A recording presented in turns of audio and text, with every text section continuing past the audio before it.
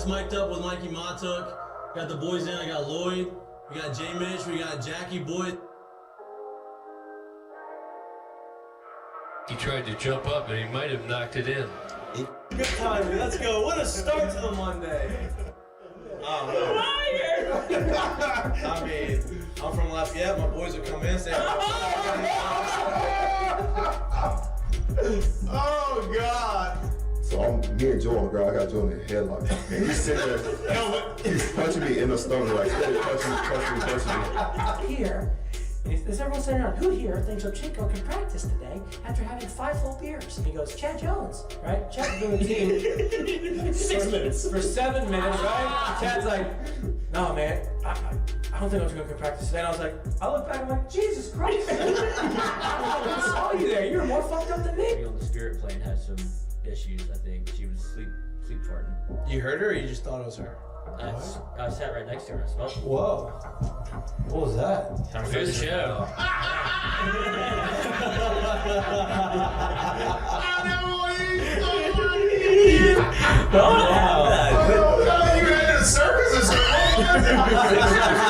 late. Like, I don't even know what I'd be doing. Now, when you do go to spring training, are you going to bring your chinchilla and your turtle? My dad tell you about it? The SEC is, God, they hate fat people. I mean, I get crushed for that. You know what I mean? It's like, come on, man. Hey, just the South, bro. You got a bunch of food down here. Like they should Players, look at Lloyd. You know what, Lloyd? You're looking for a recruiting coordinator, coach. I'm here. He's like, I'll piss my pants right now. No way. We're wearing gray pants, long gray pants. He goes, I'll piss my pants right now.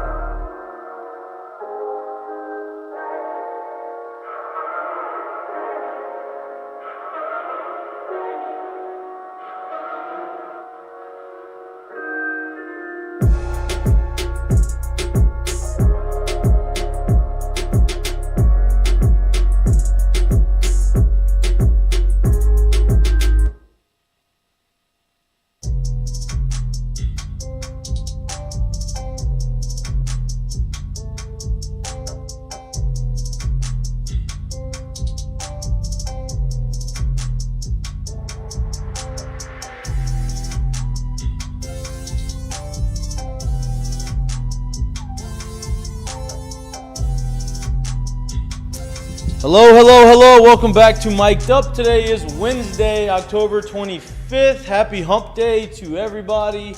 It's a very relaxing week here in Baton Rouge, Louisiana, or so we thought. You know, obviously, we have a bye week here in Baton Rouge. LSU does not have a game. There's still a lot of conversation going on around LSU football right now. Even though there is no game, there is a lot of things happening. Brian Kelly had his presser today. He said some things that I think people have known as far as what's going on in the secondary and the cornerback position, a couple guys that are inactive. He gave some thoughts on that, gave some thoughts on the bye week, gave some thoughts on what the schedule is going to be like on the bye week. So we're going to get into that throughout the course of the day, of the night, of the evening. Today is also Wednesday, which means it's Ask Mikey and Mitch Wednesday.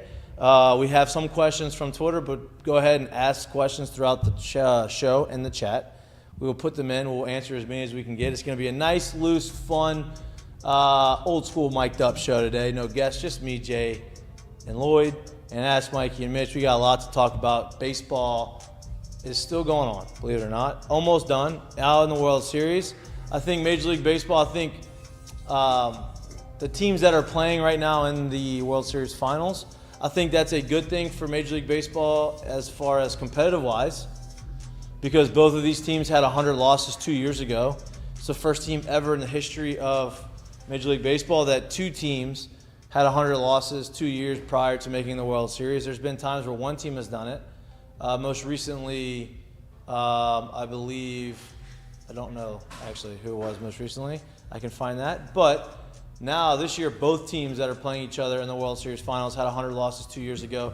I think it's also kind of a bad thing for Major League Baseball as far as revenue goes, as far as viewership goes, because I think people would have really loved to see the Rangers play the Phillies. Or the Not taking Astros. anything away from the Diamondbacks. I think they've done it. They're a great story, but they don't really bring the punch like the Phillies would if you had you go to Philly and see that home crowd. So we're going to get into some baseball conversations, what we saw, what we didn't see, what we liked, what we didn't like. Obviously, I thought the Phillies were going to win. Lloyd, you did too. You had a Heard future. Lloyd a lot, yes. You had a future on them. Future's Lloyd is dead.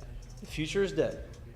I'm sorry. I count on these things. Maybe This is next how I year. make my nut. You can make another future. I Maybe could. next year.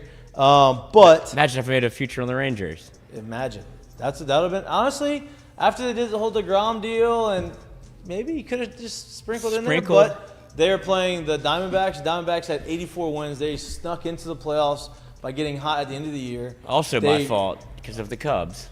That is a very good point. That is, I think people forget. People think, baseball's got 162 games in it this season, long season. Sometimes you forget that it's going on. Sometimes you forget games that had happened in April or May or June, July. But you can always point back to a game, especially the last few months of the season, that, okay, damn, things started to get a little dicey for us, or things started to get a little hot in the playoff run, and there was one particular game that keeps you out or gets you in. And for this particular game, the Diamondbacks were not even playing. It was the Chicago Cubs versus Lloyd, because you're a Cubs fan. That was a fly ball to right field. Who were they playing? I don't know. It was the Chicago Cubs versus Was it the Braves? the Braves. And there's a fly ball right field, 2 outs. Suzuki? Suzuki goes in there. I guess Great guy. I guess he loses it. This is a different one. I guess he lost it in the lights. I don't know. Whiffs it. Whiff. 2-run score. They lose the game. Cubs now are not into the playoffs. And Diamondbacks are allowed to get into the playoffs. Diamondbacks 6th seed, make their run, magical run. Won all the games on the road, which is crazy. No home wins. They beat the Phillies on the road, which is nuts. You're down 2-0, come back and get a walk-off win. Yep, that was a big one. And now they are in the World Series final. So I told you it was the two teams that were having the most fun. you were right about that. They have a rookie right now in Arizona that's doing things that have never been done. Now stolen bases are easier now than ever before, but 25 home runs and I think 70 stolen bases he had this year. He's a threat. First rookie ever to do that, or first player I think ever to do that. No, first rookie ever to do that. Yeah. And they're doing, Longoria, 38-year-old veteran. Last time he was in the World Series, 2008. Now in the World Series in 2023. Really cool story. Former teammate of mine. Very happy for him. Merrill Kelly comes on the mound. He's one of their top 2 pitchers. Used to play. He was my first roommate in AAA in Durham, North Carolina in 2014. He did not get protected on the roster. He was not put on the big league roster in Tampa. He wasn't picked up through waivers from anybody else. So instead of saying, hey, I'm going to go out here and I'm going to keep grinding away in the minor leagues, I'm going to go to Korea where they're going to pay me and I'll be able to start and show you the kind of pitcher I am. Goes there, plays in Korea for 3 years, pitches really well. They love him there. Comes back in to the United States of America, signs a 3-year free agent deal with the Diamondbacks. He's from Arizona, so really cool story. Then all of a sudden he becomes his 2-time All-Star, one of their top 2 pitchers. So really cool storylines on both ends. Obviously, the Rangers have Josh Smith here from Louisiana, a few guys that I got to play with my time in baseball. So regardless of the competition, I'm going to enjoy watching the World Series just because I have a rooting interest in that. Lloyd hates baseball. I had to remind him every time that there was a game on TV, and he would thank me after the fact of reminding him that there was a game on TV because usually when I reminded him the game was really good. Really good. So now I have to just find something to bet on for this series, and I don't know which team to pick. I feel like I'll go Diamondbacks because I like you want the underdog story. I'm a big vibes guy. Well, I mean, the Rangers are rocking Creed, aren't they? Isn't that the Rangers that are doing Creed? Yeah. Yeah.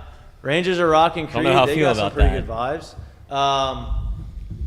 Who's my guy that's hitting every walk-off home run Adolis ever? Garcia's on there. He's starting fights. He's watching balls go over the fence and getting Uniform beamed fit's up. pretty good, huh? Yeah, he's an older rookie. Or not a rookie. He was an older rookie. He defected at 23. Right. Well, and then which he is made pretty his, late. 23. He got his debut in 18 in the big leagues, and they took him off the roster, and he didn't get back up I was so confused. You said in 18. in 18. And then he got taken off the roster, and then he went through waivers. He got picked up by the Rangers. No. He got By the he got called up, then he got traded, That's right. Then they took him off a waiver. and they took him off the roster. Invited him back as a non-roster invitee to camp. Didn't make the team, but still wasn't. I think he was an all-star that year. I think he hit 30 homers that year. That was his rookie year in and it was, 2021. yeah, and that's when he was an yeah. older rookie. So if you do the math, he came over in 2020 at 23 years old in 2018. By the time he was a rookie in 2021, that's 3 years.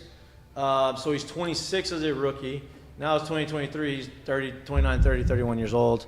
And Has every big hit ever. yeah, in and the he's killing it. postseason. He's kind of had a down year last year, has a great year this year. So there's still some storylines to be had. And, anytime you get into playoff baseball, it doesn't matter the matchup. It's always going to be fun. So do yourself a favor. Watch and it. Tune into those games because it's going to be fun. When's it start? Next week. They're going to give them a few days off to travel. Probably either Sunday or Monday. Starts Friday, October 27th. Oh, this Friday. Oh, duh. I was thinking thinking today was Friday. Thursday. I was thinking today was Friday. Today's Wednesday. Wow. You got to work tomorrow. Well, it's a loosey-goosey Wednesday, so I thought today was Really pushing the week forward right there. Yeah. Usually they get a few days off was my thought process, so yes, that makes sense. They finished last night. They get Wednesday, Thursday, and they play on Friday. Yeah. So that makes a lot of sense. We'll talk about You know, else have some days off. We'll talk about betting. Yeah, LSU's got some days off. You got a whole week You off. also need Week and some a half, days off. week, well, Brian Kelly came out with I didn't really look at the whole schedule because it doesn't really affect me as far as like interviews because I'm not getting in there to go and interview these guys. But like, what days are they off? Do you know? Oh, what, like the team? Yeah. No, He gave the no. whole schedule, didn't Yeah, but I don't really listen to he? that Okay, part. see, there we're on the same page. There. Yeah. I mean, Um, I know that they're going to play next Saturday.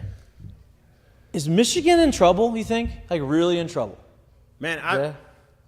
I didn't really think so until I saw the one video of the sideline view of them playing Ohio State last year. And He says it doesn't matter. It only matters. It matters more in baseball. Still gotta go stop them. I tend to agree and disagree with that take. I think a lot of people inside the game and coaches will sit here and tell you, like, you could know what's going on, but like, or you could know where, if it's pass, if it's run and all that stuff, but you still got to play. Still got to have some eye discipline and all of that stuff. And I completely understand that. I just don't think it's kind of looked at the same way from the outside looking in for people that are not like in the game every day. So I think they might end up getting in some trouble. I agree, but like, Have you seen that one video? yes. That's the only one that and I'm it like, is very incriminating and it is Yeah, very that's not true. good. And look, with that one video, you really still don't know. Like, did they find that out that day? Did they find that out from the scouting? That you don't know. So Right. it Right. still doesing say anything. So like, hey, you're going there, you're videoing, you have the stuff on you have the guy purchasing tickets, you have video of him purchasing tickets, you have the video of him him videoing signs, all of those types of things. Very it's a pickle over there and look, you can't tell me that Jim Harbaugh. John probably definitely didn't know. Maybe knew. Maybe John gave him some they ideas. talk a lot. Maybe John gave him some ideas. Hey, this is what we do in the league. You can't tell me Jim Harbaugh did not know this was happening. Well, and he if can tell you that. And if he did know, and if he didn't know, he knew something was going on that he just didn't want to be privy to, which you're the head coach. You are giving this guy the opportunity. If he's on your staff, you are telling Hinch him. didn't know either. Who's that? AJ Hinch. Yeah, AJ didn't Hinch had no idea. He had no idea that there's something was being banged in He What's he weird? couldn't hear that trash can in the hallway. Weird. He didn't What are know all either. these computers doing set up every year? That's very weird. But it's kind of interesting. Dion came out and said that he doesn't think he was asked about this question, which, listen to me. Media people or people asking questions to coaches that are currently in the game right now. Oh, God. So thank you for saying that. To speak on somebody else's stuff, like that's not fair. But not just that, too. And that's like, not- you're not just gonna- that. Like, you got, as a head coach of a major D1 college, you have so Dabo's probably the much only one that would throw a stuff. coach under the bus. I You think. got so much stuff going on that it's like, hey, bro, I got my own problems and our own list and our own agenda. I don't give a damn what's going on. I'm not a media personality anymore. I hardly even know what's going on. And look, Dion answered it. You could tell he was probably a little bit frustrated with like, hey, I have to deal with this. But he's like, look, I think at the end of the day, football's a physical game. You got to go out there and you got to stop them. You can know what plays coming. You can know a sweep's coming. You can know. He goes, I played when I was with the Niners and I was with the Cowboys, you knew Michael Irvin was going to run a comeback. You knew Emmitt Smith was going to get the ball. You knew these things were going to happen. You just couldn't stop them. He said, I'm in that camp of you know what's going to happen. You have to stop them. I agree with that to an extent. Right.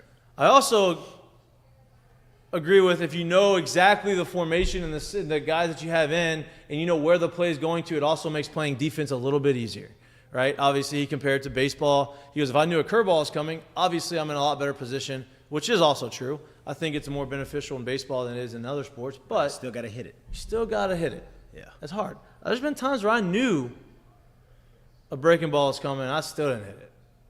That could be an indictment on me, you know? Because honestly, people used to tell me, hey, if I have the sign, do you want me to tell you what's coming?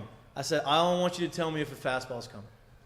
Like, I don't care if if you know what the changeup's going to be or if you know what the slider's going to be. All I want to know is if the fastball is coming. Dead red. If I'm sitting on a breaking ball, and now if you're feeling really good and you're feeling sexy at the plate, you can tell me what you want. But if you're feeling normal, for me, if I knew a breaking ball was coming or a slider was coming, I was probably going to swing at it, even though it could be dotted or painted down away, a pitch that I shouldn't swing at. I'm probably going to swing at it because I see it and I know it's coming, and I think I can hit it because I know it's coming. Not always great. That's part of me being undisciplined. But I knew me. Well, then if that's when you wanted it, did you subconsciously think like, oh, they didn't tell me this time, so is it breaking ball? No, because I only would ask them to tell me pitch if they had if they could say, oh, this is a changeup, this is a slider, this is a fastball. Okay. So like I still had literally two not other guessing. I still had two other ones to pick from, so I knew I could time speed. But I didn't want to be able to. I didn't want to anticipate break. No. Okay, well, that's what I'm asking, because usually, like, even if you have it, sometimes a lot of guys are like, all right, I got heater or I got off speed. That's kind of all I really needed to know. I was good with. It wasn't necessarily the speed of me trying. I can deal with the speed change, like of knowing. Hey, okay, this is a fastball, so I have to get ready quicker. Or this is gonna be a breaking ball, so I have more time. That was not the issue. It was if I know a breaking ball, a slider's coming, I'm gonna see it easier because I'm not guessing, and then I end up probably swinging. Now this was early in my career. I got better. I got better as I got more experience. Okay. But I would chase it. Okay. So there's other ways around it. But of course. Yes, all in all, when you knew a pitch was coming, it was easier to hit. Yeah. At the end of the day. So today is also Brian Kelly's birthday. Happy birthday to BK. Happy birthday. Great timing for the bye week. Great timing for the bye week. He must have done what the Ravens do. And they call the commissioner and request bye weeks. That's apparently been a hot I think topic. that has more to do with Bama. I know. And I don't think the Ravens call Roger Goodell and say, hey, I want a bye week on week 14. Like, that's not what happens either. It's just the way it works. This is, what's going to happen. So, Brian Kelly, happy birthday. 45 years young. He's going to be here for – I'm joking. I didn't know how old he was. He's 70 – I think he's 70. I think you knew he wasn't 45. I think he's 70 or 71. What do y'all think? What do you think he is? 62. I was going to say 60-something. Yeah, Nick Saban's like 70. How old is he? 62. Oh, he's 62. Nick Saban's 71. 72. Yeah. That's right. You're right. That's my bad. I hope BK doesn't hear that. He ain't gonna be too happy. I don't think BK watches our show. I hope he does. He ain't gonna be too happy. You just aged him a decade just now. A decade, yeah. I hope he does. I hope he does watch it. With plenty of visuals on the man. He looks 70. Do you enjoy birthdays? Having the off week and like being able to be a football fan and not have to worry about LSU or getting stressed out? I think a lot of what I think about the bye week is constructed in how much this game was built up with the bye week and then what happened afterwards. So I feel like for this particular section of the season for LSU, they needed it. Obviously, you see the injury report that came out with Brian Kelly.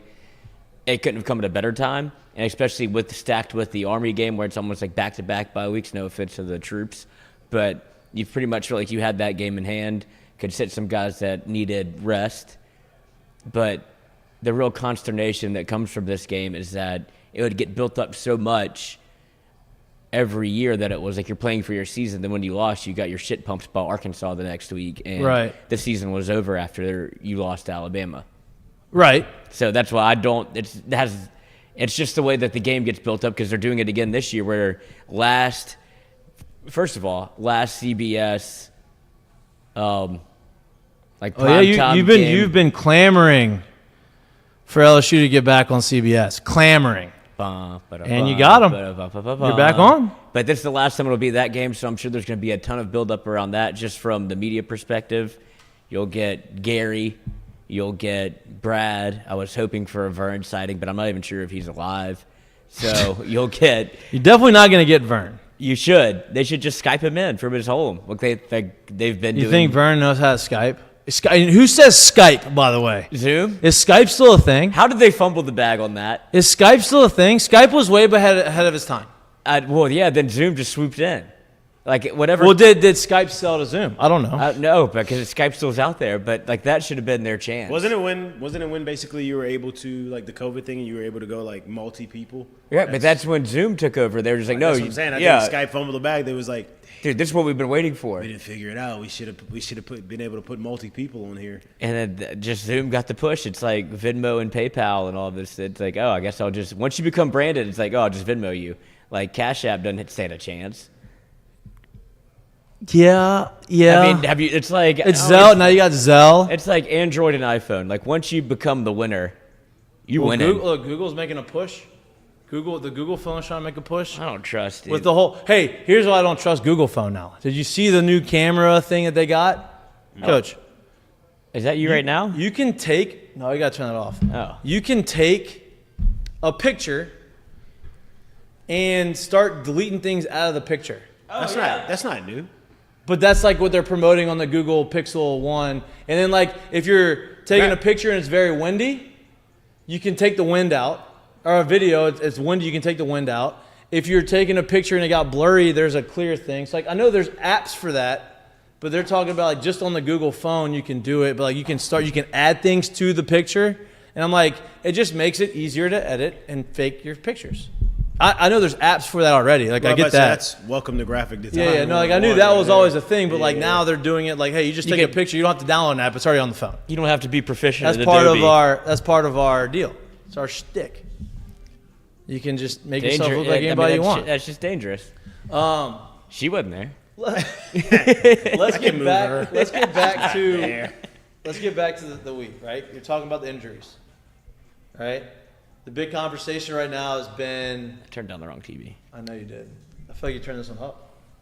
The big conversation now has been, to start the year, you didn't have a lot of cornerbacks. Then you have our transfer from Ohio State for the second year in a row get banged up, so he's out for the year. Then you have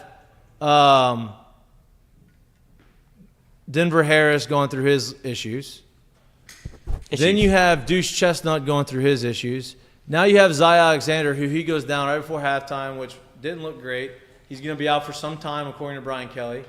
That leaves you with Sage Ryan, who's really a nickel/safety starting at one side, with an open side on the other side, which you don't really know. You have LaTerrence Welch, who's a redshirt freshman out there. You have Ashton Stamps, who's coming off an injury but has impressed through camp. You also have Toviano, who's really a safety but worked at cornerback and safety in camp. So he's going to start playing some reps there, which, listen, you don't know. That could end up being a good thing for him. You have other safety. You have Kylan Jackson, who's a safety, who's they're going to put back there and keep that. Hopefully, maybe have some opportunity there for him. But you don't really have a ton, right? You don't really have a lot. You didn't have a lot coming into the year. You have less now. And the argument is now, and we had this argument. It wasn't an argument. It was actually a very good discussion. The discussion now is, do you allow Denver Harris and Duce Chestnut back on the field because you're down bodies and you are playing Alabama and you want to win? Well, I don't know any healthy, I guess, if you will, scratches in college football that just get to come back just because you have injuries in those situations. Like, you see college football sidelines, everybody's dressed, especially at home. right? That's not a thing. We don't have so many people you do, but it's never guys that are in the mix and in the rotation. I think personally, whatever it is, if it's got to do with not being on the field, whatever it is that's got them off the field and out of uniform, if that has nothing to do with what their on-field performance is, I think it should stay the exact same way it is, because that is how you set whatever message you've been trying to set, whatever all the background and all the groundwork that you've been trying to set. That's what sets everything back a little bit more. When you go back and you put these guys back in those situations, and everyone knows that, hey, nothing changed. We just went down a man. I'm glad you said that, because the whole thing when you brought Brian Kelly into Baton Rouge, Louisiana. Oh, and people loved it Why? because you needed some accountability. Okay. So right? when accountability you wanted is to happening, change the culture. You wanted accountability. You wanted a guy who you felt could get the program back to where they needed to be to have sustained, I can't talk, success. That's a tongue twister. Statistics. Sustained success. There's a lot of in there, right? You wanted a guy who could do that. And part of doing that is being able to hold players accountable, as being able to go in there and change a culture, right? Whether that means get rid of the whole staff is what he did, right? And he did that not because everybody was bad, but he did that because he felt like this was his way of starting over, right? So you can't ask for that and then get upset because you have a guy who is following through with that promise that he made. He's changing the culture. He's making sure these guys are accountable, and he's making sure that this is a place that's going to win for a long time. You can't get mad at a guy who said he's going to do that, is doing that, because now you don't have guys in the secondary, and you have these other guys that you feel like you just need to play because you want to win. I get the wanting to win. I promise you, everybody in that room wants to win. Like that is the facts. Brian Kelly didn't get paid this money. He didn't come over here to not win. He didn't cause a stir in college football to not win. These players don't come here to not win. So everybody in that locker room wants to win, but they also want to win for a long time. Would you sacrifice, hey, winning this year for setting back the program for 2 or 3 years as far as what he's built, as far as chemistry and accountability and culture? And you spoke about this earlier, and I'm going to just understand that I'm saying this, and I know for a fact that this is not being taken into account in how he's going about his daily work, how he's going about preparing for this game, how he's going about basically preparing this team. But if I told you in year 2 here that Brian Kelly was going to be 1-1 against Alabama, no matter how much he wants to play it down or people around this thing want to play it down because it's been played up for so long, it's been played up because it's been the measuring stick in this league for a while, especially in this division. That just is what it is. It decides your season. Yeah, it's been played up because it's been rightfully played up, because that's actually what it's meant, not only to the SEC, but to the playoff race every year, right? So if I told you in year 2 that he was 1-1 against Nick Saban in that game, would you have believed that in year 2? Probably not. And so my point to it is like I said, I know he's not preparing that way, but he ain't going anywhere if that loss happens.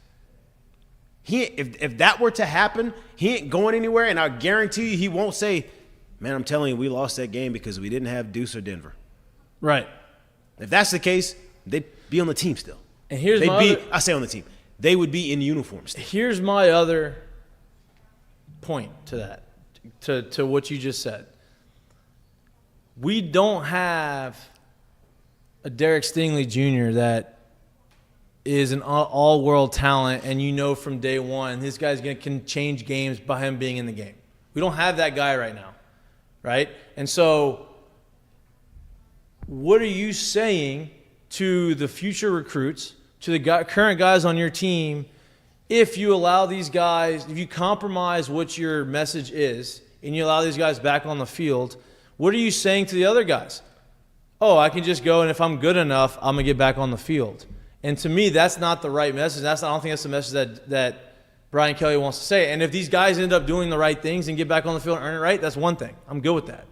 But if you just put them back on the field because you're trying to win and you're getting pressure from the fans, I can guarantee you right now. I can guarantee you right now. There's been other guys that's on the field and or a part of everyday operations right now that are practicing their butt off, that are bleeding their ass off, that are sweating hard as hell, that's been told, hey, you didn't do this or you didn't do that good enough, and that's why you're not playing. And they said, okay, I guess I'll have to go earn that back. You let these two guys back in because of injuries in that situation, you've lost whatever you've built up with those guys that you have in the building that are not getting treated in those, I guess, in those same ways, if you will. And that's what you don't want to be able to build this situation. I guarantee you right now, for those two guys to be out of here, it took a longer leash, knowing what that room was, meaning the secondary room, meaning knowing what they had to have there. Because I guarantee you, everyone's getting treated equally, but they're probably not all getting treated the same. Yeah. You get what I'm saying? So for them to be at Linsa where they're not with the team and they're not a part of everyday operations, there was probably a little bit longer of a leash. And so you Even can't, this is longer of a leash. So you can't just say, oh man, a couple injuries. You didn't actually do what we asked you to do. We just had some injuries, so we need you back. Yeah. Now you gotta stay. We gotta figure it out. Now you're gonna put these young guys in and say, hey, go do Yeah. it. Well, You give a good story. Why don't you give yeah. an example? You have a personal example of this situation, but just on the other side My of the football. freshman year, when I came in, I basically through camp. We were in game like 5 or 6. Remember, it's beginning of October. You're a freshman. Young kid. We're beginning of October. We're playing. We go to Florida where we got the absolute brakes beat off of us that game. Right? It's loud as hell. Fans are going crazy. I had been working as pretty much the Z behind early Duce that year. Obviously, we still had Dwayne Bowe on the field. We still had all these guys on the field. Well, Early gets hurt in the game. He gets a rib shot, I think, from like major right or something like that. He comes out, so Early's out of the game. I think LaFell got hit. He's out, right? The other freshman, Chris Mitchell, had only really been working as the X. We didn't, at this point in the year, really have a good grasp of playing the Y and or the W. You have one position. So that's what you figured I out. pretty much kind of figured this out. I've never really played receiver in my life. I'm locked into this trying to figure this out. I didn't know the multiple spots. At that point, the now Baltimore Ravens offensive coordinator was the receivers coach here, Todd Monken, looked at me and said, "You're not playing because you don't know these spots, and I'm not going to tell you the routes. Josh McManus, you get in there and play." Walk on. Josh McManus was a walk-on who hadn't really played much. So right then and there, you said it to a young kid to let me know, bro, you're not stepping on this field if you don't learn these positions. All right, point taken. I'll understand it going here from here forward. And that's, kind of the situation it is. If you throw me out there, not saying anything about Josh, but anybody else, if you throw me out there in that situation, you've lost everybody in there when you've probably been preaching for the last 2 months. Know what you need to do, or you're not going to play. Right. You've lost it at that point. How can anybody else in that room look at you and be like, Coach means this when he says this? Anything, honestly, if you can't stick to it at that point. He did. And take a step back. Anything, just go to don't even go to sports. If you're talking to somebody and they are telling you one thing and all of a sudden shit gets weird and tough and hard and all of a sudden they go back on it because it makes their life easier or it's something that they feel like it's going to make that job easier, then you look at that person and you're like, this motherfucker's a pushover. Like, this guy, he doesn't know what he wants. All he wants to do is make sure that he's going to make his life easier and make his life better or whatever. And like that, to me, that's just, you're not going to look at that person the same. Like when he tells you something, you're like, oh, he's easy going to flip-flop, go one way or the other. And so for me, I just think that's the same. That's kind of what they're going through right now. And this is, look, honestly, I didn't play it down for him. I wasn't even here when he was here. But from people that I've talked to about him and from things that I've gathered over the years about him, I'm steadfast in believing that that's why the Alabama program has been what it's been since Saban has stepped on campus there. They've done a good job recruiting. He's obviously a good recruiter. They're able to get players in there, but it's always been the best man is going to play. And the best man doesn't necessarily mean, hey, you're the most talented. It is who's best for the job, who knows the job, who can do what I'm asking them to do, because if you can't, get out, I got somebody else that could do it. And that's what they've done. They've just been able to do the 5-star and 4-star one after another for so long. Yeah. But that's how you create those kind of programs, if you will. And look, you're going to have to throw these guys out there. They're going to have to throw young guys out there, and they're going to have to go figure some stuff out, and they may look stupid. But here's the deal. They haven't looked great this year anyway in the secondary. Yeah. Secondary hasn't been that great. So It's not like they're going to look any worse than they looked against Ole Miss. Like, they can't. It's impossible to look any worse than you looked against Ole Miss. So you're going to throw these guys out there because you need some bodies, and then you're just going to figure it out. You're talented. We recruited you here. Figure it out. We got nowhere else to go. And honestly, you're going to embarrass yourself on national TV? Go ahead. But you got to figure it out. Not just that. You've also had 2 months of a season already. You've had camp already, and you have 2 weeks to prepare them, if that is the case, and they have to play, right? It's not like they're just going to be, oh, man, we thought they'd be able to play on Wednesday. They can't play. Now we got to prepare you for Saturday. Now we got 2 weeks if we have to really play you. The other point of that, on the flip side, is you playing Alabama, which Alabama this year is going back to it's run and shot. Yeah, runs and shots. We're gonna out physical you. We're gonna run through you. We have a quarterback that is athletic and run. He throws a great deep ball, not great in between that. So now you have the ability to say, okay, we're not gonna get beat over the top. Got the fastball. We gotta play hard up front and get some pressure on him. Maybe move him around. And now, hey guys, just don't get beat deep. Like let's make them beat us in front of us as far as the passing game goes. And so you kind of have that going for you as well. And not just about his deep ball too. Like, don't get me wrong. If I look at that receiving core, they don't scare me as far as for running the route tree. No, right? Like they don't scare me as like the guys that have been there in the past where you're like, hey man, they could beat you on every route that they got. They don't scare me as that. So this isn't that matchup that it's been to me in the past. And I think it's a good spot for some freshman kids or some younger kids or some guys without experience to come in to basically get tested and kind of show what they have in that situation. My only question would be, why keep them on the team? Because you want them to straighten Because he's not trying He ain't to stupid. To the curve. He's trying to just help them. Like, hey, I do want you to be a part of this team, and I want to be able to trust you. You have to do the things right. Like, I'm going to give you every opportunity to earn the spot back on the field, which I respect too. It's not like, hey, you do something wrong, you're gone. Like, he's giving them the opportunity to come back and do the right stuff. And I don't know what's going on. Yeah. I don't know what they did. I don't have that inside information.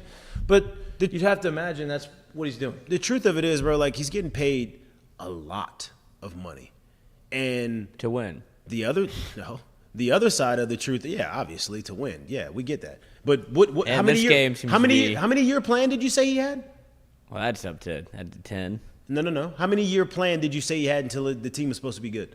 3. Okay, what year is it? 2. Okay, all right. That's all I need to know. So you get paid to win, to come here too, but you also get paid to turn kids into grown men, right? And so I want these kids on my team to be able to play and get better and help us out. But if I do nothing else, I'm going to turn you into a grown man as well. And it seems to me that if you're able to stick at Notre Dame for as long as he did and win the way he did, and knowing the kids that come in and out of that program, seems to me that probably makes a big difference in how he goes about doing his job, is making sure that, hey, look, I'm going to make sure I make you a better person here, because if I can make you a better person, it's probably I'm going to make you a better football player as well. Do we have the line for Alabama LSU yet? 4.5. No, it's not. Is it? It went down to 4.5. Yeah, I don't know why it was up at it was at 14. I could not get it at 14. No, that was all early lines, like projected lines after the Army game. The last game we saw, it was what, 10.5, 9.5. It was 13.5, 14.5. Yeah, but where I guess you couldn't get on Caesars. It wasn't. No, you couldn't bet it. It was a projected line of what they thought. It's 4.5. Yes. I would imagine that's probably going to go up because of the secondary. You think? Yeah, absolutely, and that would be my question is, have you ever seen a scenario in which you have 2 weeks, and I don't know the Denver Harris Duce Chestnut situation either, and we're talking about Duce Chestnut like he can make a difference. I do believe Denver can make a difference. Yeah, but he hasn't yet. Well, I think you look at the talent, you look at the ability, but why hasn't he yet when he's been on the field? Because I think that's also the mark of a good corner. You haven't had to really see anything from him when he plays because he's not getting tested. He has he's given up one touchdown that you saw. Yeah, but he also hasn't played a ton. Right, but when he plays, you also don't hear from him. Like that's kind of my point. Is that's like a good offensive lineman. If you're not saying his name, something good's happening. And it felt like they kind of have worked him into the scheme the last time he did play, where they had kind of like rolled the coverage away and let him play man coverage, and he would come in on third down the packages. Talent's unquestioned. And that's what I'm saying. So something must have happened again, no doubt, to where it's like, all right, never mind, you don't get to play anymore. But I was going to ask if if this could be fixed within a 2-week period of like, what is there like a checklist? Maybe. I mean, we don't know what Where happened. you don't sacrifice your Maybe he was backbone. already on his way to making things better. Maybe it just happens at the right time for him to be able to get back. We don't know that. Because he was inactive last week. So, Right. like, maybe those 2 weeks have, but this is up to them. This is up to the players to figure out, all right, we're either going to be. Because Duce Chestnut's the one that's been gone the longest. Yeah, we're either going to be stubborn Yeah. and not fix this to get back on the field, or we're going to do what we need to do, get back on the field, play well, and have a way out. Have a way out to the NFL. Have a way to, if I don't like Brian, you don't like Brian Kelly, great, fine. You don't need to like him as a player. You just have to respect it, and you have to just do the things that you need to do. Now, nowadays, some kids think that, he's wrong, I'm right. Well, hey, bro, he's the head coach. You could be right, but he's right. Because like he's the head coach. He's the guy that has the playing time. It's hard to transfer out again without sitting out a year. You can't, right? It's impossible. Have a one transfer rule. Well, I mean, I've seen people do it, which I'm confused at how that works with some people and not others. But you have to go out there and perform to be able to put yourself in a situation to make it to the NFL. And like I said, I have no idea. I don't have the inside scoop. And there's two sides to every story. I understand that, but at the end of the day, there's got to be some sort of like accountability. Yeah, I got to do what I got to do to get back on the field. That's what he wants to do. I may not like it, but I just got to do it. I'm under the impression that I'm not saying that he won't be back on the field. I really don't know. But if he is, if they are, I'm under the impression that it's not some, man, we don't have bodies, we need bodies. Because I do think at that point, if that's where it is and that's how you're going to lose some of these guys that are already on the team still. And there's a world in which we're making this kind of a bigger deal because we don't know what is going on. But you saw this last year or 2 years ago where it was you picked and choose the games that you had to miss with certain players that were suspended, but it wasn't it's a firm, you're suspended for 4 games because the games that Denver Harris has played in, aside from Florida State, have all been the big games that you needed depth at the defensive room. Like, you needed him against So you Missouri. think he's back next week? I do. Okay, and that's fine.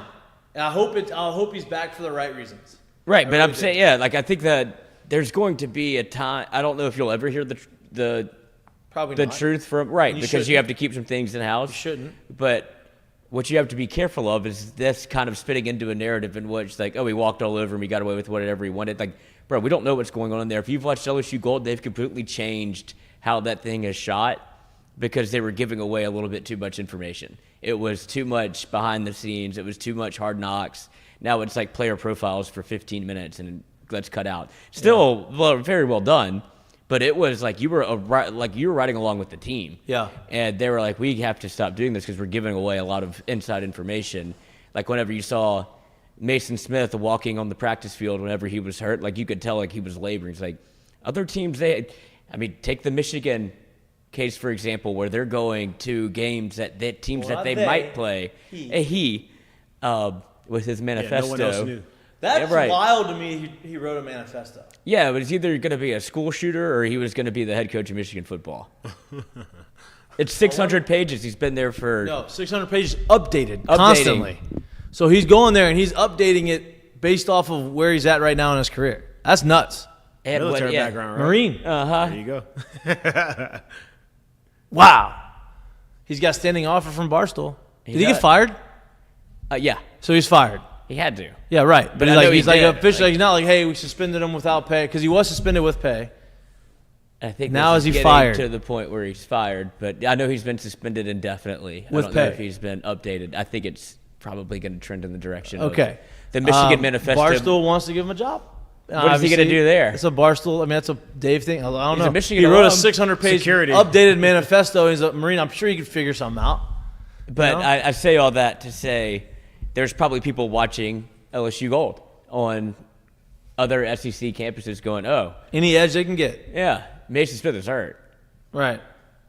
For sure. Greg Brooks is sick.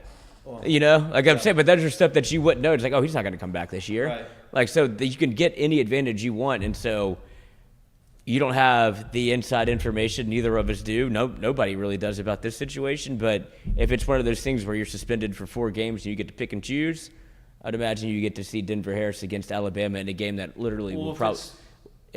Ole Miss Wait, withstanding what? will decide your season. Wait, if he gets please say that last part again. He gets 4 games where he gets to do what? where Pick you, and like they pick and choose where they've done this in the past with Yeah, but if it's a 4-game suspension, it's 4 consecutive games. no, you don't remember. I'm trying to remember the exact player, but they is in this coaching staff. no, it wasn't this coaching staff. That's Okay, so then you can't lump that into the same. Right. I was like, wait, Right. what? Like, huh? Ed, finagled the rules a little bit, but that's what I'm saying. I don't know if they'd say if it's interdisciplinary within the team, then you can still do that. Like, all right, we're going to pick and choose the 4 worst teams we play. That doesn't happen. that's not It already happened. Lloyd, not with this Lloyd. No, but I'm saying you can't say it's never happened. No, I didn't say it's not going to happen. that's It's not happening. It happening. feels like it's happening now. That's not going on, Lloyd. He didn't ever announce a 4-game suspension. He No. never announced any of that kind of stuff. That's He's, not- he's with the- suspended until he gets his stuff right, is basically what he said. Yeah, it's very convenient. Hey, let's sit down as a staff. Listen, this guy's really getting on What my game should we nerves. suspend him for? But what games do we need? Do we need him? It's not a thing. You'll see. You'll all That might be see. one of the if most he plays, I'm outrageous happy. things I've ever That'd be heard. Great. We do need him on the field, but I think they know that. I know they know that. It's not something that you need to play him just because you need him. You have to play him because he's earned that right. Because if not, you risk losing what you've started to build. That's all I'm saying. You knew what you were getting yourself into when you let him on the team. Yeah, of Yeah, course but they you thought- did. That's why he's suspended. Yeah, I but he think knew I could. that I he- think I could fix her. Yeah, but that's the thing is like sometimes some guys go to a different spot and they get a fresh change. Now it hasn't happened, and so yeah, you knew what you had. You thought that you could maybe make it better. Has not been the case, apparently.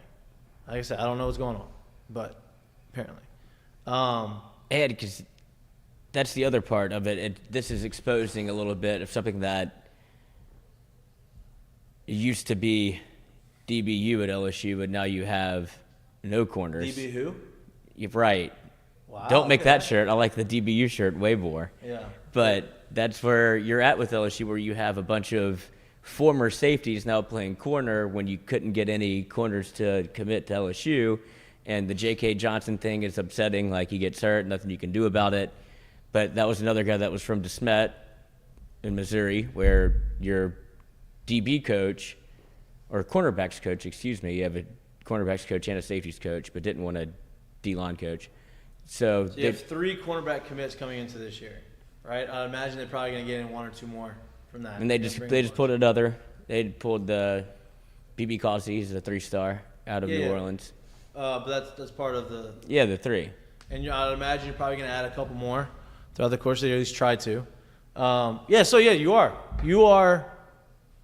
You don't have a lot. That's what I'm saying. So it sets you up for, like, if worst case scenario in which this is, where you don't have really. You say you literally have warm bodies. You don't have 4 stars But that you're waiting to put in. I at understand, the position. but at the same time, you can't there is a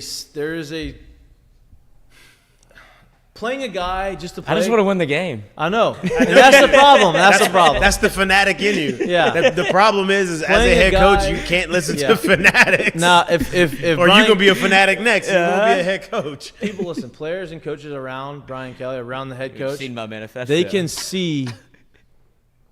see things that are going on, right? Like they know if those kids are doing the right thing, right? They know if the coach is holding strong to what he said. And so if he is not, and Brian Kelly is trying to fake that, he can't fake it to the guys around the program. He can fake it to the fans and all of us, but he can't fake it to them. And so if that's the case, that he risks the chance. He risks losing the guys and them not trusting him or them not listening to him because of what Nick he's going Saban back suspended Cam Robinson and Hootie Jones for a quarter. Yeah, but what did they were do? Suspended for a quarter. But what did they do? They got Like- arrested in Monroe for having. But wait, time out. That doesn't matter, Lloyd. The simple fact is that the decision was made That's and precedent. he stuck to it. He's not going. It's not about the length of whatever it is. The decision was made and you stick to it and everyone knows that that's what the decision was, or else you're no longer worth the word that you've been putting out, and then no one's gonna respect you anymore. So that's where maybe we need to be a little bit more lenient around LSU. Don't have to be Well, so I mean, strict. here's the thing. Like, I don't know the kid from Adam at all. Like, I literally don't. So, like, me saying whatever I'm about to say now is very, very, very much so speaking way out there. But he was suspended and had multiple run-ins and trouble at A&M. He comes here, and now it's kind of still some of the same thing. Something needs to be changed. And for whatever it is, it's obviously worth suspension in the eyes of guys making a whole lot of money. Mm-hmm. So it must not be that straight and narrow. That's all I'm going to say. Listen, It's interesting. Yeah, we have a lot to talk about. Coming up at it's just the terrible timing. Well, it's good talking. Yeah, well, points for the bye week. You needed something. We have a lot. Look, if it's a shootout, I feel very confident in LSU's ability to win a shootout against Alabama. Why do you feel confident for them to win a shootout? Why? Is the offense pretty good? They're all right. Some would say strong. the best since 2019. Unless you're looking at Heisman odds, and it's J.J. McCarthy. Yeah, apparently they the don't best. like the ESPN and Apparently, college football. that's only a wins category, I guess. I don't really. I didn't know that's what it was. Didn't I mean, What is it? correct me if I'm wrong. Tim Tebow won the Heisman with 4 losses. Three. I believe 3 or 4? 3 or 4 losses when he won it. Why? Because he was Kissed by God. clearly the best player in the college football year. I don't know if you can say clearly, but that's pretty clear to me. If we're going clear by stats, hard to make a case for anyone else right let's now. be real. It's a quarterback's award right now. Hard to make a case for anyone else right now if we're going by stats. I mean, his stats are the best in the country. Yeah. Nobody compares to his numbers. Yeah. So, I think, look, he goes and does what he needs to do against the teams he needs to do them against. He's going to be there.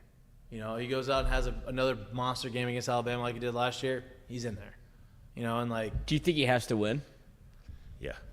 I think the way it's going now, yes, unless Win there's the other Alabama game? unless the other players slip up, Yeah. Unless they lose. But I do.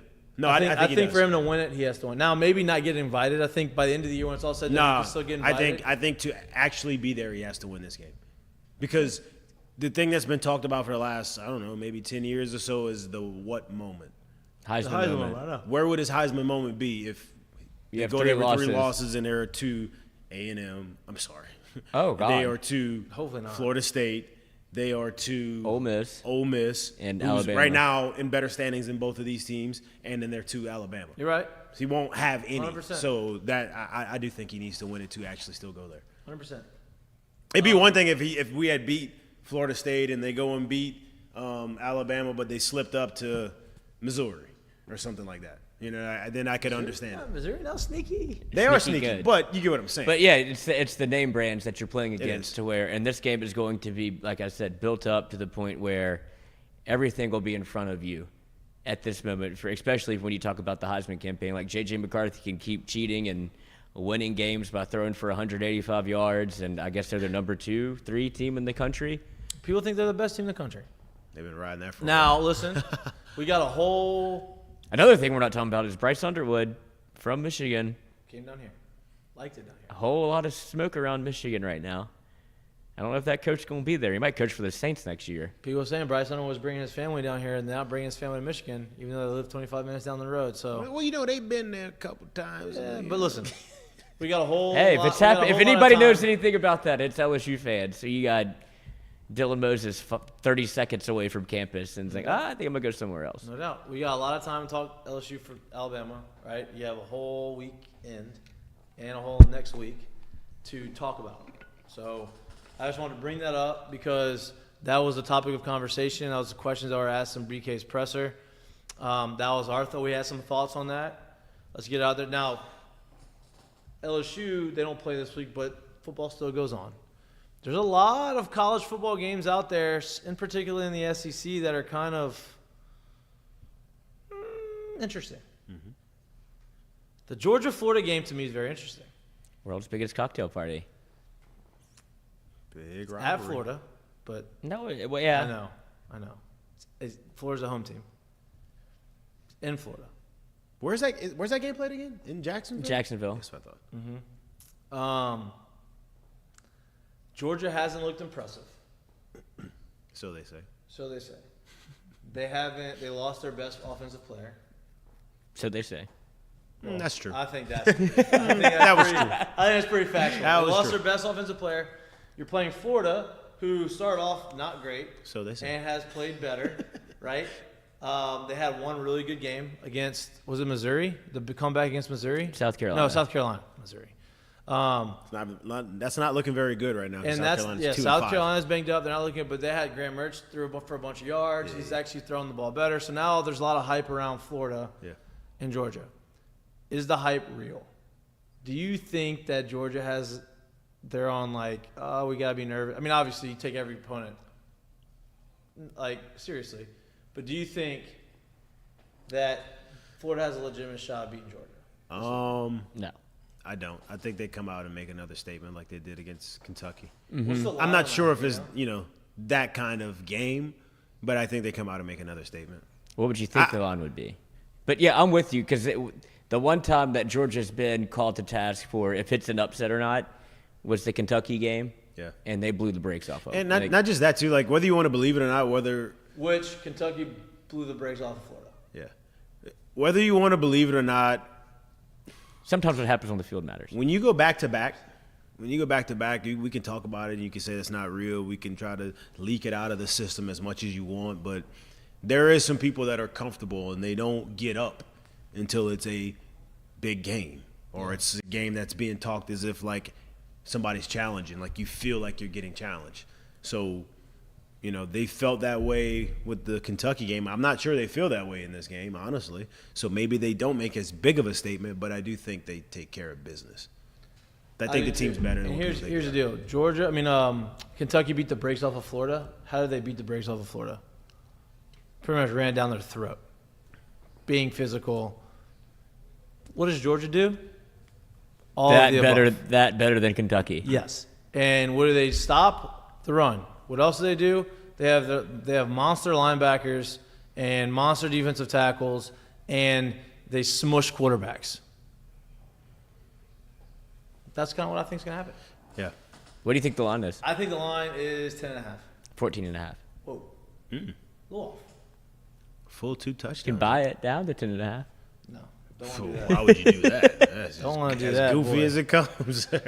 But I guess. Okay. Well, then the next question is, do they cover?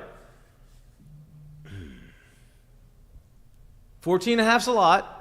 I'm going to go with no, they don't cover. Like, they might win by 13. Yeah, double-digit win still isn't a 14.5 cover. You think Florida covers? Yeah. 14.5. Mm-hmm. They're playing a little bit better. Graham Mertz, I was just looking at his numbers because I was interested. Because obviously he started off with a little bit of a clunker. And when he played Tennessee, 19 of 24 for 166. His best game just happened, 30 of 48 against South Carolina. But South Carolina is letting anybody do that. Right. So it's hard to look into that. And then the next best game has all been against like Vanderbilt. He went 30 of 36 for 254. I'll give you credit for 30 of 36. And then against, I don't even know what team this is, Charlotte 49ers, which sounds like a team you make in NCAA football. That's the University of Charlotte. He was 21 of 24 for 284 yards. So his best game just happened. Right. And I think that's where a lot of people are getting maybe a little bit of recency bias. Well, I think a lot of people are also looking at the defensive side. Florida has a good defense, right? So Florida's going up against an offense that doesn't have their best offensive player. Their quarterback's young. He's getting better, but still hasn't done things that they would kind of want him to do as a quarterback yet. You still have Lad McConkey. Mm-hmm. Is it McConkey or McConkley? McConkey. He's got him. I mean, you have other talented guys, obviously, offensively, and especially in the running back position. But the guy that you relied on the most is gone. Brock Bowers, and he's not there. And you have a freshman quarterback. And so I think that's the other conversation is Florida's defense is really good. And so can they stop that, and can they make Carson Beck beat him? And I don't know. Sounds like we've talked ourselves into the under. What is that? That's a good question. What is the over-under on that? That would be... Is Utah going to be just... 47.5. I think I like the under. Is Utah going to be home wreckers? Like, they crushed USC season. They're not getting a lot of love in the polls for these wins. Because everybody keeps waiting for Cam Rising to come back. But this other guy other guy was like, has been great. Been okay. But like, better doing than you the job. thought. Better than you thought you could have a back. Like he's been good, good enough, right? He beat Florida. They beat.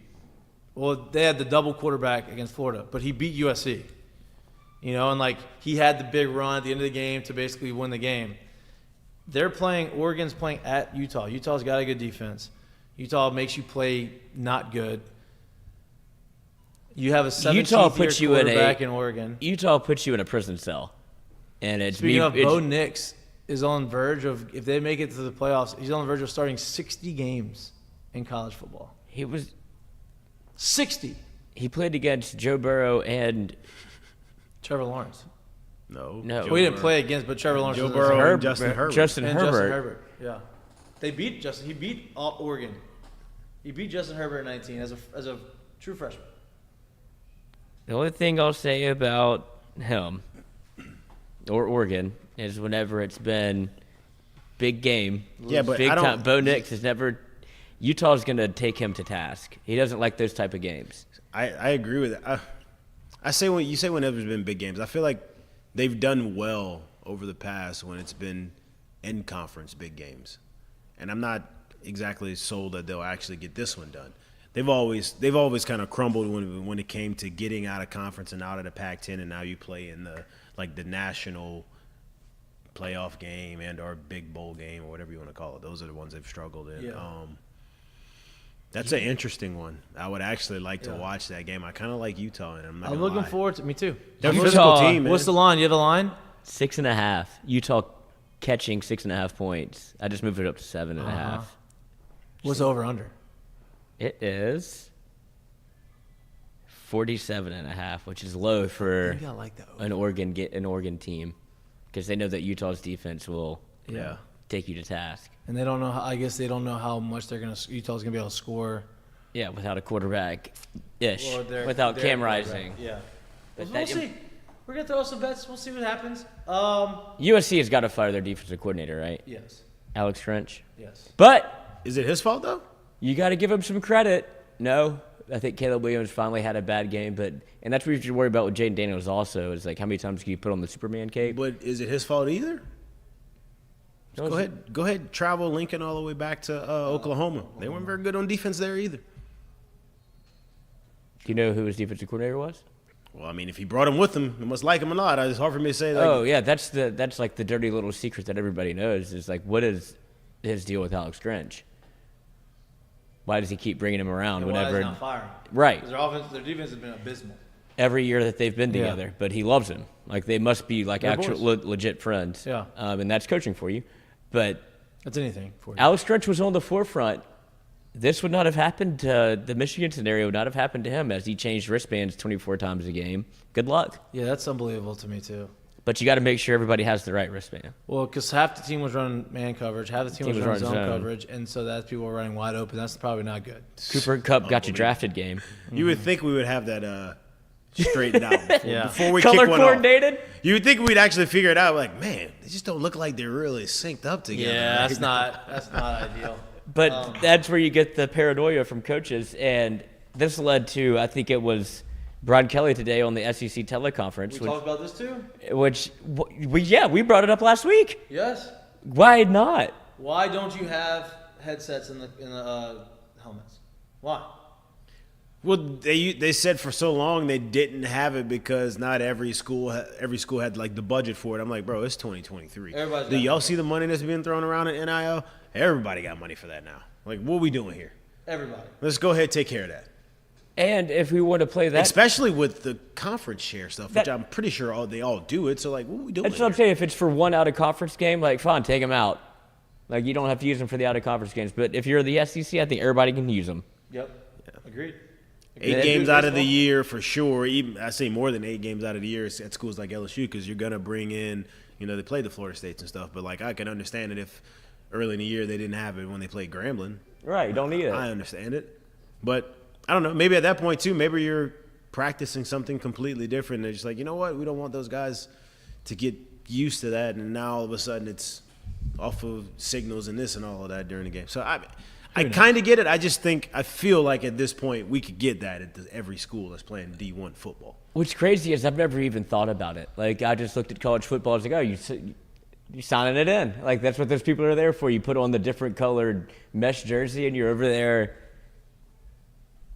Yeah. And that's college football. And then it. it's like, oh, wait, they got this man traveling around to scouting out Tennessee, scouting out. No, not they. Jim didn't know anything about this. He can't. That's what he says. I don't know. There's a lot of pictures of them two together. Who's this man on the sidelines? What do you do here? He got a Venmo. The whole sideline's doing this. Somebody knows something. Harbaugh's son was Venmoing him for tickets. But they don't know each other. No. I think he knows him. Did he say he didn't know him? Or did he say he didn't know anything about what he was doing? Doesn't know anything about like him or what he's doing. Yeah, it's tough. 600-page manifesto. I feel like he had to have missed some time, right? Like, when you're writing these 600 pages, when are you going to these other football games? On the road, whenever he's flying. My point is, I feel like he had to have missed some time. Like, well, why is I don't even know his name. Why is he not here right now? Oh, well, he's doing the thing. You know the thing. Oh, okay. What thing? He don't come to work some days. I don't know anything about it. Tough situation they got over there at Michigan. Number one team in the country, cheating. Maybe not. Maybe so. Who knows? Beating teams. But how did they get caught? I don't know. You know who's got questions? I think a lot of people have got questions for us. They got caught, I think, because people started noticing it. I think people have known about it for a long time from what I've been reading about, and they just finally came out and, like, other people have noticed it. And, like, yeah, this dude's been doing this in the conference forever. I heard a rumor that it came from within Michigan, that they were tired of Harbaugh flirting with other jobs, and they're like, well, we're not covering for him anymore. Why would you do that? Because they think he's going to go to the NFL regardless. So you'd rather just sabotage your own team and not go – you're a number one team in the country in some people's eyes. You were in the playoff last year. You're going to have 2 straight years of that, and now you're going to sabotage the guy who's doing that to you when you've been waiting for this for a long time because you're scared that he's flirting with other jobs. Get the fuck out. I'm Sounds telling you. pretty stupid to me. That can't be right. A lot of rumors out there. A lot of rumors. We can answer some of them. Most of them probably not. And your questions. But it's Wednesday. It's Ask Mikey and Mitch Day. We have some questions that we've gotten via X. And I don't know if any questions are in the chat, but if you have any We questions, throw them in there. And we're going to answer them to the best of our abilities and have some fun with it. Oh. So, Ask Mikey and Mitch brought to you by our friends at Heineken. Heineken Silver is their light beer, 95 calories, 4% alcohol. Very refreshing, very easy to drink. Put it in your tailgate ice chest. Put it during the game. You have a week off. drink while you think. Yeah. You can have some outside when you don't have to stress about LSU and get ready for next week. You can have it ready in the ice chest for the 6:45 CBS game that Lloyd's so pumped about. Shout out to our friends at Heineken. Very proud sponsors of the Mik'd Show and been one of our OG partners. All right, let's go. Let's go. First one up from Ask Mikey and Mitch. This is from Kev. Joe Brr on Twitter. Who do you think starts at corner versus Bama? Also, how would you go about attacking Milrow? Okay. Who do I think starts at corner? Well, I think you're going to have Sage Ryan at one side. And I think you're going to have LaTerrence Welch on the other side starting the game. I think you're going to see coverages, them calling coverages and them calling defenses that tries to help these guys. I don't know how much they're going to be able to do that, but I think that's who starts. As far as how would I attack Milrow, I would attack him in a way where you don't want to say, oh, let's just spy him. Don't do that. Like, I think we've gotten past that. I think you saw Harold Perkins' coverage rating from PFF was 85. I think the best coverage linebacker rating in the country. I think that you contain him by you allowing your front four to get pressure on him, but also making sure they keep their containment on the outside and not get stuck too much in so he can get on the outside.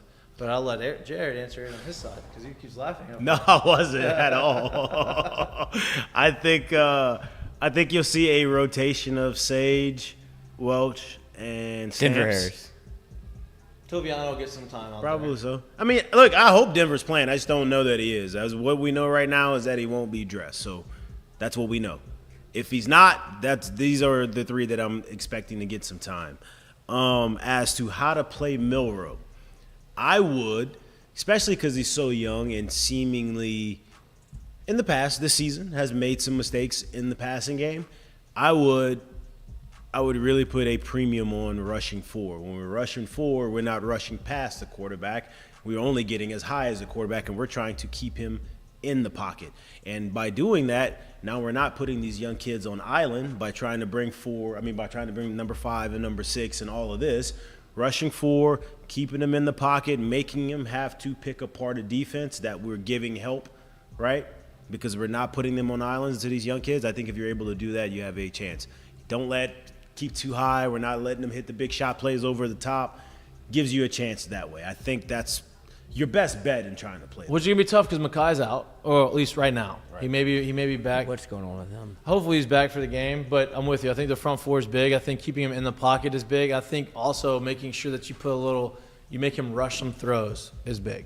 So yeah. And I think that from what I've seen watching Alabama play, which has been a good bit, I think they're kind of saving the Jalen Milroe running experience for games like this, where they feel like they could win without him having to do it. But you'll probably see a lot of dialed up quarterback runs because it says he's tough to get to the ground. And that's the thing too. Like when people talk about Jaden Daniels last year, what we talked about, and not really the narrative of it is that all he can do is run, right?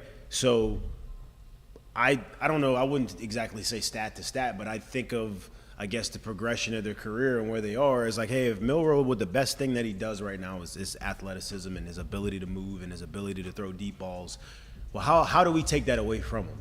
It's not by rushing 5 and 6 and trying to sack him. And not saying you don't try to sack him, but it's by trying to put him in the bottle and make him play the game in the bottle, right? You stay here and you pick us apart because we don't think you can do that yet, or it doesn't come as easy for you as the other stuff does, right? That's where Jaden's taken off to an absolute stratosphere this year, is that he's been able to stand in the pocket, pick you apart, and then when he has to move, he'll move. I think when you take someone like Milroe, that's kind of how you need to play him right now and make him beat you, or at least show that he can beat you from a pocket, and then you go from there. And this is me dovetailing off of the question. How do you think that they use LSU, that is, uses Harold Perkins in this game as a Milroe spy? You saw the numbers that come out where he's the number 1 PFF linebacker in coverage. Nah, which, you let him keep building on what he's been doing. Yeah, I think they found out how to play Harold Perkins now, right? Like I think they figured out the structure in which he's going to play best in the defense. So I don't look. You may have some situations where he is spying, but I think 90% of the game is going to be what he's been doing. I think he'll have some situations where he's bringing pressure off the edge, Yeah. but I do think it's going to be time and far place. and few. Like it's going to be those absolute, no doubt, big yardage, third down type situations. I think not like 3rd and 6, like 3rd and 8, 3rd and 13, something like that, where they're behind, like way behind the sticks. Maybe if you get a first down where it's a 3-yard loss on 2nd and 13, you bring that kind of pressure, something like that, to where it's, I want him there, I want him to bring pressure, but like I'm not going to be doing it in situations where if Milroe gets out, it's 5 yards and they get a fresh set. Agreed. All right, transitioning to baseball. Yes. I love these people. Arthur Jaramillo, I appreciate the question. Fall scrimmage stats show Jared Jones struggling a bit with strikeouts. A slump or going up against stellar pitching? It's fall scrimmage. Mm-hmm. 1, 2. From everything that I've heard out of the camp so far, is that pitching staff is absolutely real, and there's some young studs in there as well. So there's been some guys that have shown up so far, but it's early, man. Like I can't tell you through my days of spring training, through my days of hearing who balled out in fall ball, that when day 1 of the season started, the giant turned into a midget really quick. So like I can't tell you how many times I've heard that. So I don't really care what it exactly looks like right now, as long as they're continuing to progress and get the work in, and then see where it goes from there. So I mean, it is what it is. I'm impressed that people are stat watching and scrimmages. Yeah. So. The only people I really care about this sidebar, the only people I really care about in these situations is the kids that this is a step up for them, which is obviously the freshmen. Not even so much like JUCO like transfer. I don't know how many they have, but like kids that have never done it on this level to step up and do it here. You're like, okay, now I can see what I got, or okay, like I don't know if he's actually gonna cut it here. That's about it. So, Jared Jones had struggled last year with strikeouts. It's part of the reason why he didn't start at the end of the year, right? He has a lot of juice. He has the ability to hit balls far and hard and do some really good things. Real far, Real far. real hard. But he has a propensity to strike out. Real small. And one of the things that they wanted him to work on is, some fundamental stuff and some things at the plate that there are some adjustments that he needed to make to make him better at the plate as far as not chasing, not swinging and missing at balls in the strike zone, those types of things, which causes strikeouts.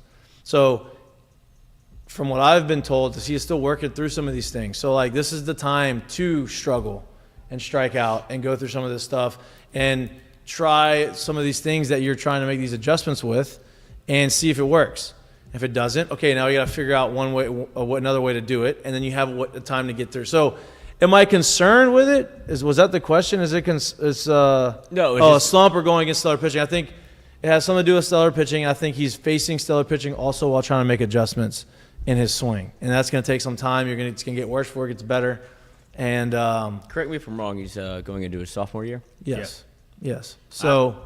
I also think, too, I think the outside perception, too, when you see a guy that strikes out a lot is that if you want him to be him, we've seen, quote, unquote, him at his best, right? Like, we've seen him go through spurts where he was really hot. There were still strikeouts in those spurts. So when you have a guy who is a, quote, unquote, strikeout guy, if you really think you're going to get him to play like himself and all of a sudden strikeouts are going to vanish and not really be a part of his game, I promise you, it's not a thing. It's not really ever going to happen that way. So understanding that, hey, he's going to have some punch outs. How do we get to a spot where it's kind of minimal for him? Not necessarily minimal to the guy that doesn't strike out on our team, because that's not really comparable. That's like asking that guy to hit the amount of homers that he hits. That's not really a thing, right? So that's part of his game, and understanding that that's part of his game, but you have to kind of – to be able to get him away from doing it as much as he did, you have to learn how to not basically put the mindset into the thought into his mindset of, I don't want you to go strike out, because that's when it's going to get worse. So understanding that to be able to work through it, like you said, sometimes it may get worse, because I've seen guys in the past where I knew guys that would go into fall, into spring training saying, like, I know I strike out a ton, so I'm going to take until I get 2 strikes, and I'm going to learn how to hit with 2 strikes. That's what I'm doing the entire fall. That's what I'm doing the entire spring. I'm not saying that that's what he's doing. I don't know what he's doing. I have no clue what his plan and what he's doing at the plate is. I'm just saying that there might be a plan behind there. Is I want you to start getting comfortable with 2 strikes, because maybe you are tight. Maybe you are anxious in those spots. And that the only way we can get that out of you is if you keep getting there and you start learning how to do it. I mean, he came on this show, and you could see that he was, especially as a freshman, this is totally understandable, but he was like average watching on the scoreboard where he's like, oh, God. Because people are vying for playing time, and it's a competitive place, and you want to play, but also realize he was a freshman now going into a true sophomore year and baseball has changed. Yeah. There's a premium on hitting home runs, and sometimes you're okay with the amount of strikeouts that occur. Right, but you just want to be able to cut those down, especially in college. Yeah. Right. Like, college is a little different than professional baseball in that aspect. All right. One more baseball question, and then we'll get to the live chat. What do you think separates the LSU baseball brand from the rest of the country, from the Ball Patrol podcast? I think that's an easy one. I think for me, it's the success.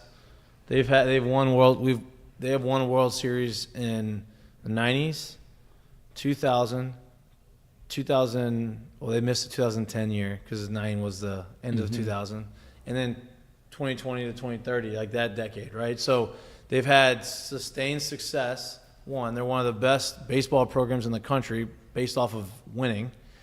And 2, I think that with NIL and fan support and the fan base, you don't get that anywhere else. So, yeah, look, a lot of SEC teams have a lot of fans. Arkansas, a ton of fans. Never won a World Series, right?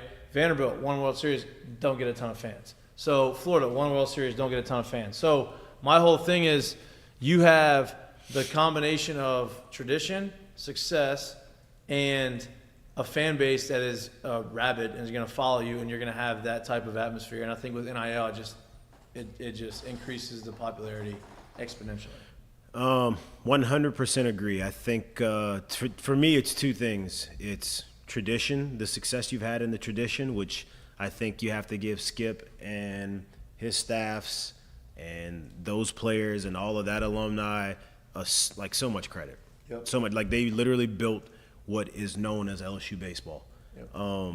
You got to give the tradition and the success and that part of it its due, and the other side is the fan base. The fan base is as good as it gets in anything, in any sport, anywhere. And you put those two together, and it's been like that for a long time. And to me, I think that's what makes this program the premier program to play college baseball at. No doubt. What? Next on the docket? No, I was just gonna say, and the fan base is I think you get both. You know, you get the. I mean, you just have to go back to last year to see the amount of baseball's a long season, and a little bit of overreaction. Everyone's going to go through some. There was people lull in the season. Yeah, there was. It just popped up on the old Tiger droppings where it was a Kentucky. Was it the Super? LSU was winning 8-3, and this man was still. He hasn't been back to Tiger droppings yet, but he was still bitching about Jay Johnson and Ty Floyd. It's like, oof, that's tough. Ty Floyd comes back in Omaha and gives you 17 punchies. Jay Johnson wins the national championship. It's like freezing cold takes. Freezing cold takes. So that's you get. Yeah, I love the fan Did base. not age well. No. I mean, it takes a lot for people to leave Tiger droppings, but those two takes will do it. I'm sure you got hammered for those. Oh yeah, they're still. They brought it back up today. Remember this idiot? Well, so that guy didn't leave. He just changed the name, and he no longer posts. He just reads. Yeah, trying to find his altar. No doubt. All right, and now from the live chat, I'm going to send it and see what happens. There we go. There we go. Ask him him. What when a pitcher starts the game if he gets put in the first inning that he can't go back in? So maybe, whoa, I didn't vet this. Up to you. He's asking. I didn't vet this. He goes, I didn't vet this. So I started reading. I was like, wait, his question is why, when you take a pitcher out, let's say he struggles in the first inning, why when you take a pitcher out in the first inning, is he out for the entire game and you can't put him back in? You can in high school. You cannot in high school. Well, yeah. If you put him in the field, you can. No. Yeah. Where? That's what the rule was when I was in school. If you put him in like right field, you can bring him back in. I'm pretty sure. 318. So if you're talking about like a pitcher on the mound. No, he's talking about taking him out the game. Like put him on the bench. Oh yeah, you can't do that. Yeah, that's a double. Technically, all you're saying is you're double switching somebody by putting him in right field and putting him. You know, that's. And for the future, any sort of punctuation and pronunciation helps. Anyway, the reason why you can't do that is because it is the rules of baseball, and you're not allowed to take anybody out. Like once they're out, they're out. That's just the way. Yeah, but it's just the rules of the game. Man, y'all write that however y'all want. We get lean through on it. our producer to vet it, so don't let him try to pressure you into anything. I mean, he used an apostrophe. That helped at one point. Next one up. Thanks for the question. Thank you for the question. Back to football. Yes. Fawn Sorelli, who was going to be featured heavily in this, asked him, why is the national media all over Maserati Marv, which... Great nickname. Well, who calls him that other than... I mean, someone had to come up with it, but that's a great nickname. Who's Big Noon, who's the guy that gets so excited? Gus is the only person I've ever heard call him that, and he was screaming it on first and 10. They must call them that on the, they must be what the team calls them. Oh, anyway, but that's a great nickname. I think it's great. Anyway, why is the national media all over Maserati Marv and Penix, even though Neighbors and JD5 are outperforming them both against tougher competition, and LG and Better are on the same team? Yeah, I think they're doing it because they're undefeated. Yep, there you go. I'm about to say one answer, short answer. Yep. They're undefeated. They're undefeated, so that's why they're doing it. And Marvin Harrison, the talent is undeniable. Well, Malik too. Malik, yeah. Malik's got undeniable talent. Look, Marvin Harrison, since that one game he came off the bench and scored 4 touchdowns his freshman year, he's been, hey, this guy's going to be a top 10 pick, pedigree, other thing, great kid. Awesome. I believe that. I think he is. I think he's proven that he's a top 10 pick. So he's getting a lot of hype. Dad has some skeletons. Yes. Literally. Yes. But he is getting a lot of hype for that, which deservedly so. Michael Penix is having a great year, had a tough game last week. They're undefeated. That's the answer. That's the short answer. I do think after next weekend, though, if LSU does what they need to do, you're going to start seeing JD5 and all Yeah, that. if they go on the road and beat Alabama and he plays well, I think that his name starts to surface again, if you will. Yep. Ask him them. Would you rather play in a cold weather game or a game where it rains? Baseball or football? Ooh, football. I'm assuming. I don't think you play many baseball games in the rain. It happens. It happens. It's happened. I'll answer both Yeah. sports. Go for it. You go first. Man, give me both the rain. Cold weather, no bueno. How cold are we talking? Yeah, but say how cold are we? Because if we're talking cold, no. How cold are we talking? That's up to maybe we he'll re-answer leaving in it the up to your chat. discretion right now. How cold? 40 are 40 we? degrees. 40 Okay. is not bad. I can play that. Give me cold in both. 40 degrees No. in baseball. Actually, give me 40 in Yep. football. Yeah. Rain in baseball. Yep. That was my answer. If it's 40 degrees, I'll play in the cold in football Yeah. with 40-degree weather, and then I'll play in the rain in baseball. Anything in the low 40s, below, In baseball, Don't love it. It's almost colder somehow. don't like. Try playing your first month of the season with the average temperature being 30 degrees. Try being an outfielder when you got to play in that too, Yeah. because there is not. And then going 4 for 32 and getting optioned because of that. How many strikeouts? I don't know. It doesn't matter. I had 4 hits, though. I didn't go hitless. Next year I did, but It doesn't matter. All I know is I was back in Toledo. yeah, I was in Toledo. Then I hit 450 for a month and a half in Toledo. Is it warmer there? No. Just felt better. Swing, I mean, Get anyway, me out go of ahead. here. Hit 450. Ask him them. This one just for J Mitch. Sorry, Michael. Oh wow. Could you be an OC, J Mitch? Or would you rather be a batting coach? Could or could? We'll go Could. both. 2 coulds. OC, J. Mitch. Not me. No, sorry. It's not my question. That's fine. Uh, I wish. I could do both. I don't want to do either. But I do like talking the game and doing both. Though. Yeah. It's cool. Coaches are at the field a long time. I wouldn't want to do it. And here's the thing. Well, you too. don't get to. Here's the thing too. No. Here's the thing. If anything, honestly, it's more so of the actual insecurity of that job. I think a lot of guys get into it because you literally have the absolute love for the game and coaching and teaching it, and then something that comes along as not as like one of the cons of the job is literally like, oh damn, I didn't realize I could possibly be moving around this much, or I got this little bit of security when it comes to the job, and I think that's just kind of part of it. And that's for me being around it for so long. That's the one part I'm just like, nah, I'm good. I don't really want to do that part of it. So that's probably my answer. Another one from Fonz. When do we expect to see some baseball players back on the show? We're getting there.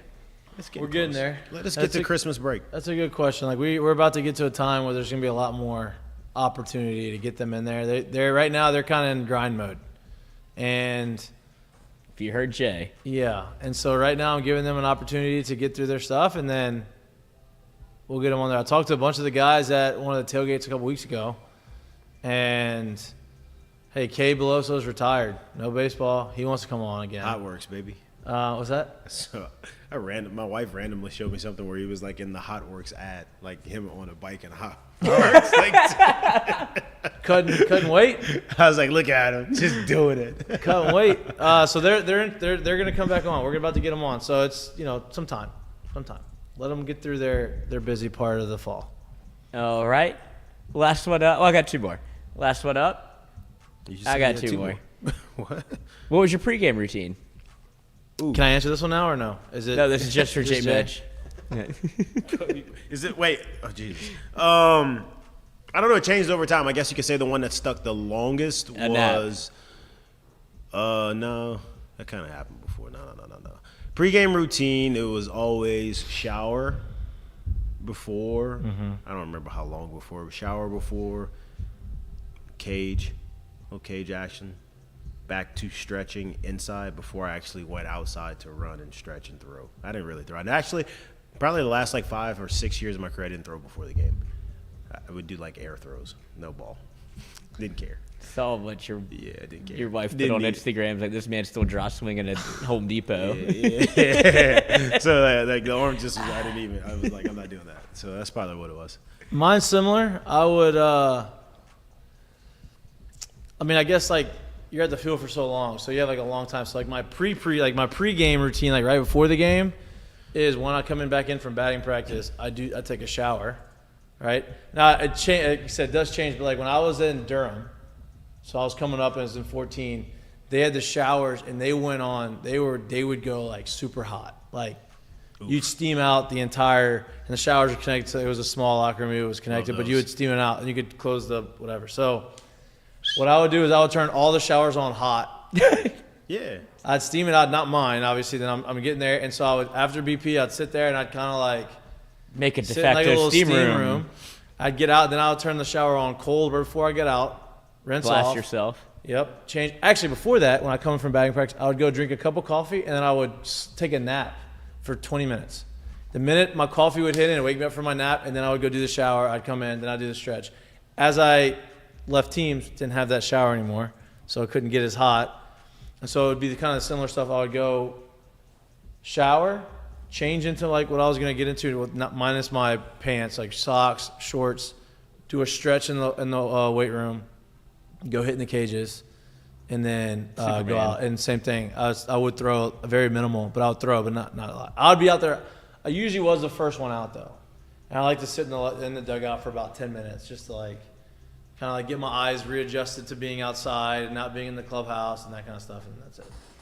We took shots in our de facto. I was always out. I always made sure I was out 15 minutes before. So I probably wasn't one of the first ones out, but it was because I always did like an extensive stretch and like pregame routine and stuff like inside before I actually went out. And when I went out, it was really just to run and get loose. Usually when I was out there, the starter was going out there too. And I would just sit in the dugout for about 10 minutes, hang out.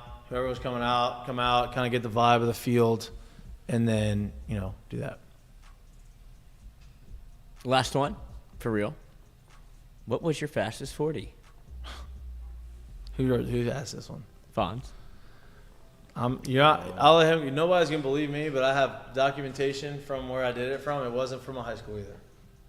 The only time I ever ran the 40 in my entire life was going into my senior year of high school. So obviously as a junior, at an Ole Miss Nike camp, and I ran a 4.41.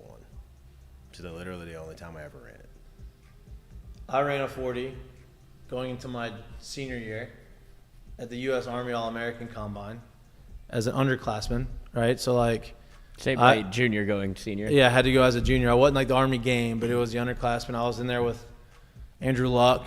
Remember Dane Christ? Yeah. He was in Notre Dame. Yeah. He was the number one quarterback in the country that year. All those guys were in that year with me. So I was there with them. And you had to run the 40. And I had broken my arm my junior year for football. And so I'd come back towards the end of the year, didn't get to play. And so for a month, I trained for like a combine, like for the 40. And it was a half laser, half hand time. So they would start it with hand, like go, and then you would end with the laser time. Oh, I've never seen that before. Yeah, it was a weird thing. I don't know. It was like, like when Spark and all that kind of stuff. It was the like Ole Miss camp was a Spark laser. Yeah, and like it was more laser, but it was like when you start, it was like, I guess they like hand timed it too. Okay. Anyway, they would publish them. 4.44 is what I ran at the U.S. Army All-American Underclassmen Combine. And people don't believe that I did that, but you would believe it, but people don't believe I did it. I believe you. But I can go and show you. Now, it was 07, so I have to go find it in my he was also, and please don't take this the wrong way, but he was also probably, at that time, probably 180, 185? Mm-hmm. He still could run now. That's not at all what I'm saying, but he was way, way, way thinner at that time too. So yeah, I was like 180 pounds probably, 185 pounds. Right? That's it. That's it. That's all we got. Ask Mikey and Mitch, brought to you by our friends at FCO Development, civil construction company based out of Lafayette, Louisiana. They specialize in multifamily construction, site drainage, site utilities, site clearing, really all the groundwork that needs to be done before you build vertically. Great people. Been in the industry for a really long time, based out of Lafayette. If any of this stuff, any of these jobs interest you, any of these, you need a company to be very reputable and experienced and do a really good job for you, call the guys at FCO at 337-534-4675. Again, that number is 337-534-4675. Tell them we sent you. Do we want to talk about the Saints? I mean, Yeah, So- we can talk about him. so Olave gets arrested for going 35 over. Now, there was no alcohol involved, no drugs involved, no like crazy This man was stuff just speeding. happening. People were making fun of him for the video. I think he handled it great. Like, hey, I'm sorry, dude. I was speeding. I played for the Saints. Throw it out there. Maybe it works. Maybe it doesn't. It wasn't like, Oh, you can't get me in trouble because I play for the Saints. I'm good with how he did that, how he handled that. Like, it wasn't like, anything crazy. People are like, whoa, 70, 30, going 30, 70 and a 35. Like, oh my God. Well, yeah, if he's going 35 and it's a neighborhood, that's one thing. If you drive down Baton Rouge, Blue Bonnet Extension, that is 35. I see people going 65 down there all the time. So there's a, Layers. not all 70 and a 35 are the same. Created equal. Yeah. Not good. My bad, dog. Yeah, not good. Got arrested. Back at practice. So obviously they knew that it wasn't anything like, no, it's not good, but It's not a. It could have been worse. This was just a I'm speeding situation. He's speeding. My question is, if the Saints are winning, does this get 3 put years out? ago, before COVID, he's fine. 2021, probably fine. When was Drew's last year? 2021? I think, yeah, because they played in it was the COVID year, right? They played in the empty, they lost to Tom Brady at home in the playoff game and nobody was there. And then he had his faux send off. Yeah, but that's 2020. I think, did he not, and he came back for one more year? I don't know. Did he? I don't know think- why I can't remember that. Anyway. Well, he when played they the were same winning- kind of football. When they were winning, no. Well, and it seems like this is almost straight out of Playmakers. Like, oh, Chris Olave doesn't want to run a route full speed, gets yelled at, Saints lose, gets pulled over, and it's like, I play for the Saints, like that's almost why I pulled you over because I'm tired of y'all shit. Yeah. So and that's very Louisiana sports in my mind. Like if you're winning, like, oh, you're Chris Olave. Like remember when the Saints were playing well and Marcus Lattimore got pulled over? Yeah. Play better. If you don't want to get pulled over or you don't want to get arrested, play better. And stop, don't pout. But Saints, a lot of stuff going around with the secondary. I mean, with the receivers and Derek Carr. Derek Carr is going through it right now. Derek Carr's not having a good time, and Michael Thomas Is exposing him. I thought he responded to that tweet very well. Actually, I thought he gave a breakdown of how the reads are supposed to be set or looked at. Dan Orlovsky did the exact same thing before Michael Thomas did it. Dan Orlovsky is breaking down the play. Hey, this is a play where that receiver literally is just clearing out. The read is 1, 2, 3. Michael Thomas is the first one. Who was open. Who was open with the out. The second one is the guy behind it, and the third one is the guy on the backside. You don't ever throw it to the takeoff route. You don't ever throw it to the guy just running down the field to clearing them out, unless you see the cornerback sit, and it's a conversation that y'all have had beforehand. You say, hey, you just run. I'm going to throw it as far as I can because he is going to be sitting. That's really the only opportunity to do it. And Derek Carr decided to throw it, and Olave was not expecting to get ball. And you can say, well, you can't ever do that. You always have to expect the ball coming to you. I agree with, right? Olave should not have slowed down. But even if he ran as fast as he can, the fastest time he ran in the 40-yard dash ever right there, he still wouldn't have been open. He still would have had two people covering him. Or caught it in bounds. No. So he would have caught it in row 2. Yeah. And there were people defending Derek Carr with like, oh, he threw it out of bounds because he had to because he wasn't running fast enough. I'm more of the camp of, I wonder if that was him trying to prove a point of, I think you're loafing all of the time, so here's a chance for me to get mad. I don't know if that's the case. That's a very point. good point. That's possible. Hey, It's not the first time that's happened. I'm gonna throw this way over your head, out of bounds. Because it was a long third down, so maybe he was sitting there saying, you know what, we're not going to get this anyway. Watch, I'm just going to throw this here just to show how much you're not Now the whole world's going to see you doing not what you're running. supposed to be doing. Maybe. That's possible. So, yeah, I mean, there's a lot of shit You would think going you would think you could handle it better, You would hope. but maybe. on. Because the offensive line's dead. Trevor Penning, that was a miss. I don't like to say much, especially not even through full 2 years of because he hurt all last year. But you had 3 guys hurt, not playing on your offensive line, and you were still benched. That's not And in Saints fashion, they'll find a way to have a 2-touchdown win this week at Indianapolis. So we have to keep just watching. Which keep Indianapolis got holding on. fucked last weekend. They did. Did you see Jim Jim Irsay? Irsay? He's just I can't believe. I was watching. I was like, I don't understand. Like the uncatchable thing is a thing, and if there was ever time to do it, it's right there. That ball almost hit the back. a man caught it in the stands. Wimby couldn't have caught that. Wimbayama couldn't have caught that. The slinky. He's 7 foot. He's an alien. The slinky. He is 7'4" with a wingspan of almost 10 feet, and I don't think he could have caught that one. Go gadget. So that was a very bad call. Did you say what? And then Irsay comes out and says that the NFL has admitted that they're wrong. Oh, that does me a NFL lot of didn't like good. that. He got fined for sure, huh? You think he cared about that fun? No.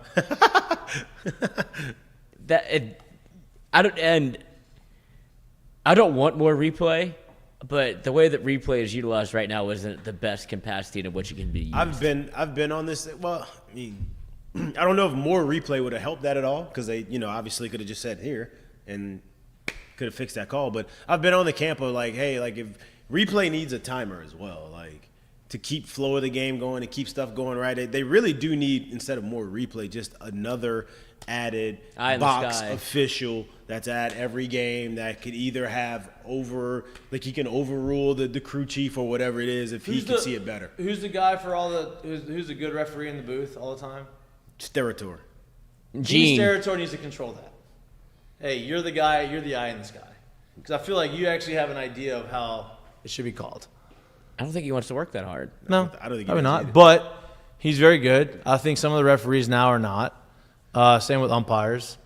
Because the referees. Listen, I think replay would have helped that one. I do think that because I think they would have realized, okay, this is now the pass interference deal and all that kind of stuff. I don't think replay is going to help because they're stubborn enough, unless somebody who's not involved with them is making a decision above them. Right? Hey, this is your wrong. Like I'm seeing it and I'm overturning you. Here's what I don't like about umpires. I'm overruling you, not and overturning you. referees. This is what I really don't like is they're all human and they all make mistakes, correct? They all want to be treated as the human that they are. And that's very, very, very fair.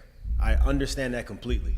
And I think the human part of the game is important. Of course. They're getting compensated very, very, very well. So why is it when they make these mistakes, they never have to say shit? Right. You never hear from them at all. Nobody puts a microphone in their face. Nobody asks them what you see here. They don't have to answer anything. Or get and they fined. get to show up to the next week and Yep, just I do the agree. same job. I agree And they 100% get with that. and if they're bad during the season, they get to show up the next year and do the same job. They don't get moved. They don't get fired. They don't get moved down. They don't get any of that. I 100% That agree with is that. what's mind-blowing to me when it comes to them. How about the Iowa situation? That was the Same mistake of thing. the day. Oh, you want me to wait? I'll wait. I mean, we could get into it. Like I'll just show the video, but because that is. I'll wait. We'll talk about that there. But like that one was replayed for something else, and they overturned the whole touchdown. I've never seen that in my life. They replay. We're gonna wait. I'm gonna Well, wait. no, let's just do it now because he's fired up about it. Yeah. But we're talking about the coach situation. You can go to Angel Hernandez, right? Well, and I'm glad you said baseball because people are asking for robo umpires. I don't want the robo umpires. And it's not because they're going to the strike zone's going to be not what you think it is, and it's going to all this stuff. Okay, fine. That is one reason why I don't want the the robo umps because a cutter that clips the front corner of the plate that ends up 6 inches outside by the time the umpire, the catcher catches it, should not be a strike. The over-the-top curveball that catches it's just – anyway, that's not the issue. My issue with it is because we talked about having the human element of the game.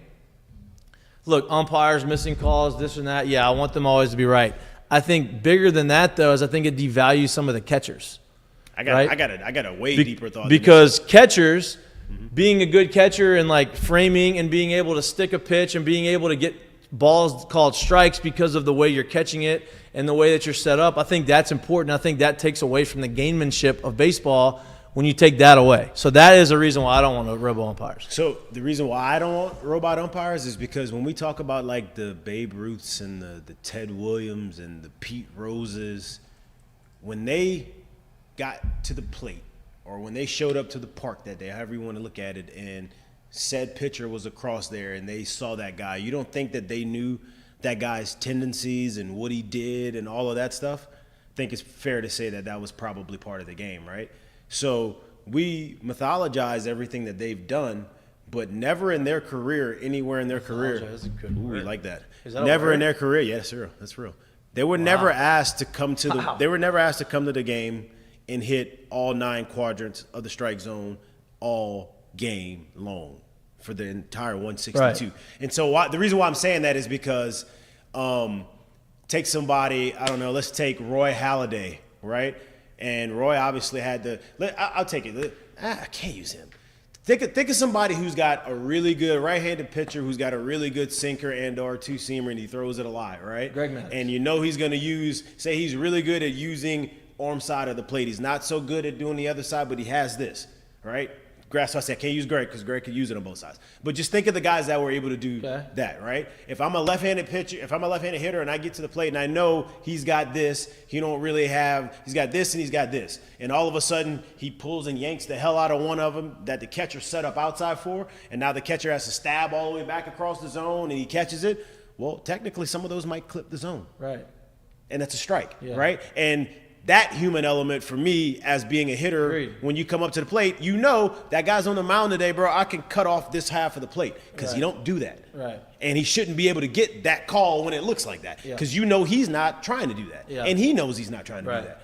That part of the game, I think, gets lost when you say bring in robot umpires. And I think that fits with the same thing about, 100%. So, yeah, that's kind of where I'm off of it at. All right. Lloyd, let's get to your time. It's your time to shine, baby. Hold on, I'm pulling it up because it's not just the play that I want to see. I send it to – we don't have Instagram on this computer, so I have to send the link to myself. Mm-hmm. But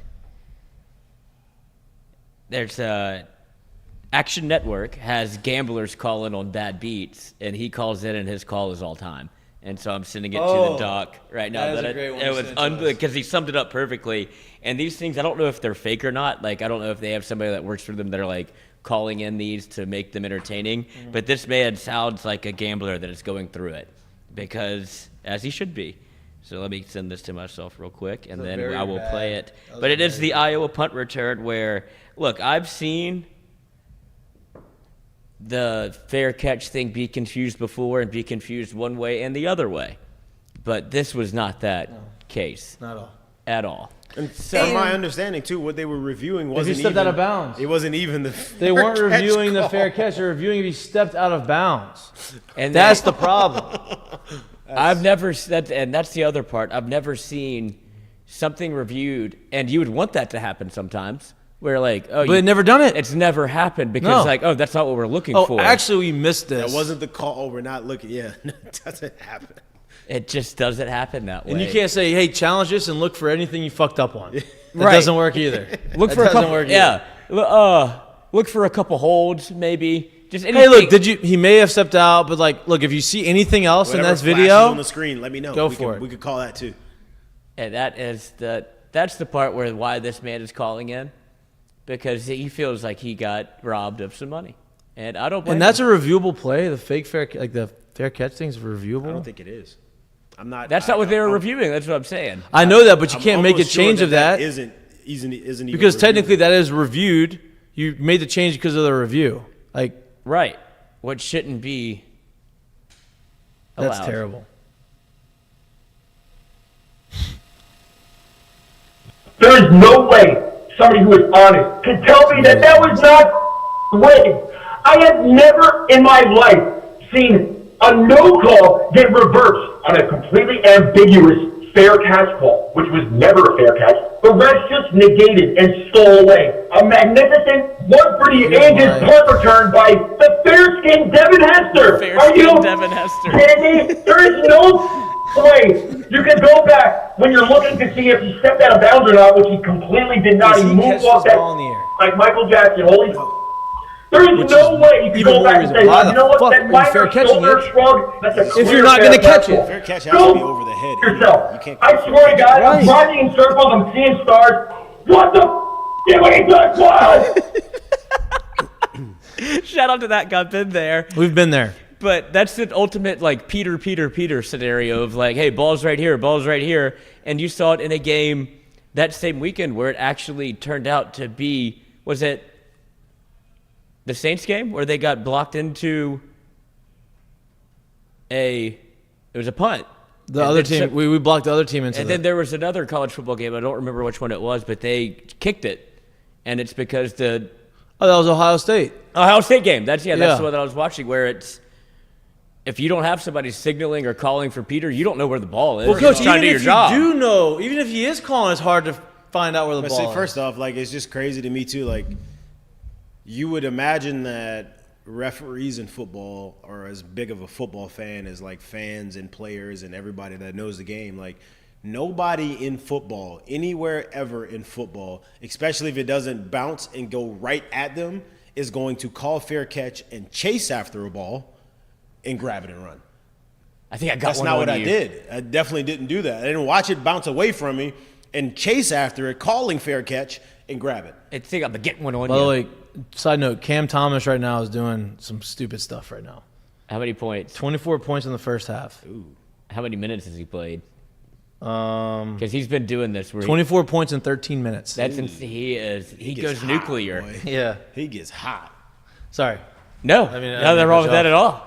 So, like, just being a fan of the game and knowing the game, like, it's just not a thing. No one does that. And that's why, you talk about being a fan. Hey. Probably had a little sprinkle on it. All in the cup. Oh, look at this guy. I saw that. I met Spread this. was -3.5. That would have covered. Oof. William Patrick from St. Frederick's in Monroe, committed to LSU baseball. I met him last weekend recruiting. Terry Rooney.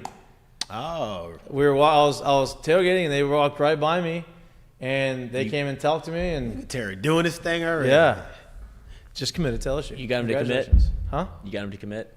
Yeah, I think so. Number 2 player in Louisiana, number 101, I believe, in the country. Yeah. It's a good get. All right, that was our Doe's mistake of the day. Doe's E-Place mistake of the day. Let's get to our curtain calls. Curtain calls brought to you by our friends at Assured Partners. And Me. okay. What we got today, boys? What we got? I have one from NBA opening weekend. Look at you, NBA. If you don't know, it started today. Yesterday. Really doesn't really start. I mean, yesterday really doesn't start until after Christmas, but Or Christmas Day. no, not anymore. What? Oh, because the NFL. Because the NFL took that from them.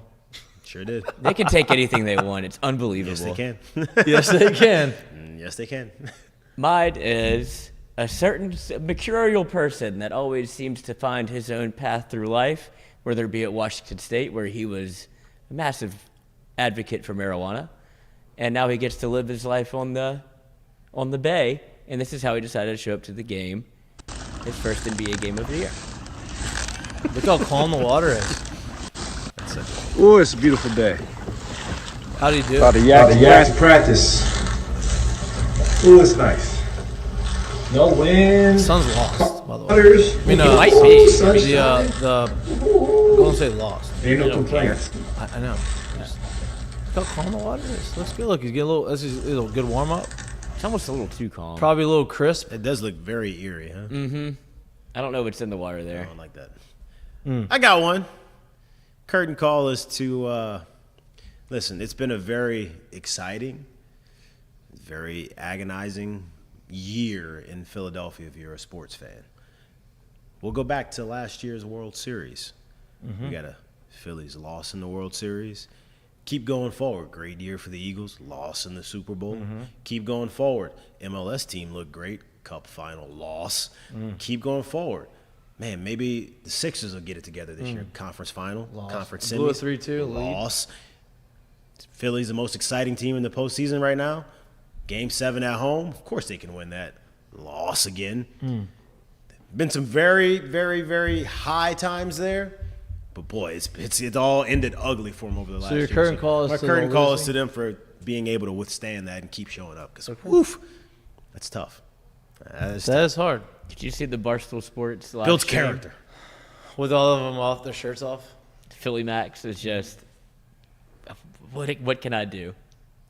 Ever since he joined Barstool, all of this has happened. He's like, you've made me live stream every one of these games. That's tough right there. That's tough. That's rough. My current call has nothing to do with sports. And Off the beaten path here. we like to talk about things that don't happen, right? We like to talk about, people who are really good at what their job. Maybe if something happened on the field that has never happened before. Best team ever, 2019. We like to talk about all these types of things. Best, experiences we've had, all this stuff, right? LSU is known for the athletics, but I think what they're not known for as much is the stuff that they do outside of sports, right? It just means more, right, in the SEC. You have doctors, you have lawyers, you have, politicians. You have these people who have done things around the world that are unprecedented. Well, something has happened now with an LSU alumnus that has never happened in the history of LSU before, and that is Mike Johnson from Louisiana, from Shreveport, two-time alumnus of LSU, was elected to Speaker of the U.S. House of Representatives. First time in the history of LSU that has ever happened. Okay, Mike. Listen, we're not a political Mike. show. Give you some love there. I'm not talking about what his beliefs are. I'm not talking about if he's good or bad. He is from LSU, and that has never happened. And I think that's worth celebrating. So that is my current call. Give him some love. Shout out, Mike Johnson, I don't know what a speaker Speaker of the House. Okay, well, it's important. It's an important job. It's like being the producer of Mik'd Up. Oh. So there could be two in the future. Only room for one. And if you didn't know, they didn't have a Speaker of the House for, I think, 3-4 weeks. 3 weeks. Something like that. Who 20 was some it? days. Mitch McConnell? That's who it was. Really? He's not there anymore. Why? He's no longer there. He's just they had to fill it. They filled it. Because he couldn't speak anymore? I mean, He wasn't in the house. Oh, he was in the house. Not no more. He just wasn't speaking. Not no more. There you go. that's all we got today, boys. Good show. Ah. Good Wednesday show. We will not be here on Friday. I apologize. It is the bye week for football. I have some things I need to attend to in the home front on Friday, and I figured it'd be a good time to give us a little bit of a bye week, this Friday. We'll be back live in studio Monday from 6 to 8 p.m. We appreciate all the love and support. Please like and subscribe to our YouTube channel if you can't watch us or you don't watch us and you like listening to us or anywhere you get your pods. We appreciate the viewership. We appreciate the comments. Please like it. The thumbs up really does help us out. I know you hear that a lot, but it does help. There's a reason everybody asks. No doubt.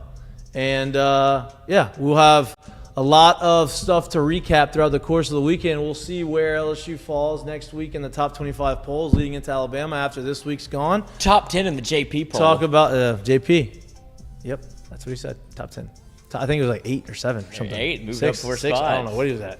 But there's going to be a lot of movers and shakers this weekend.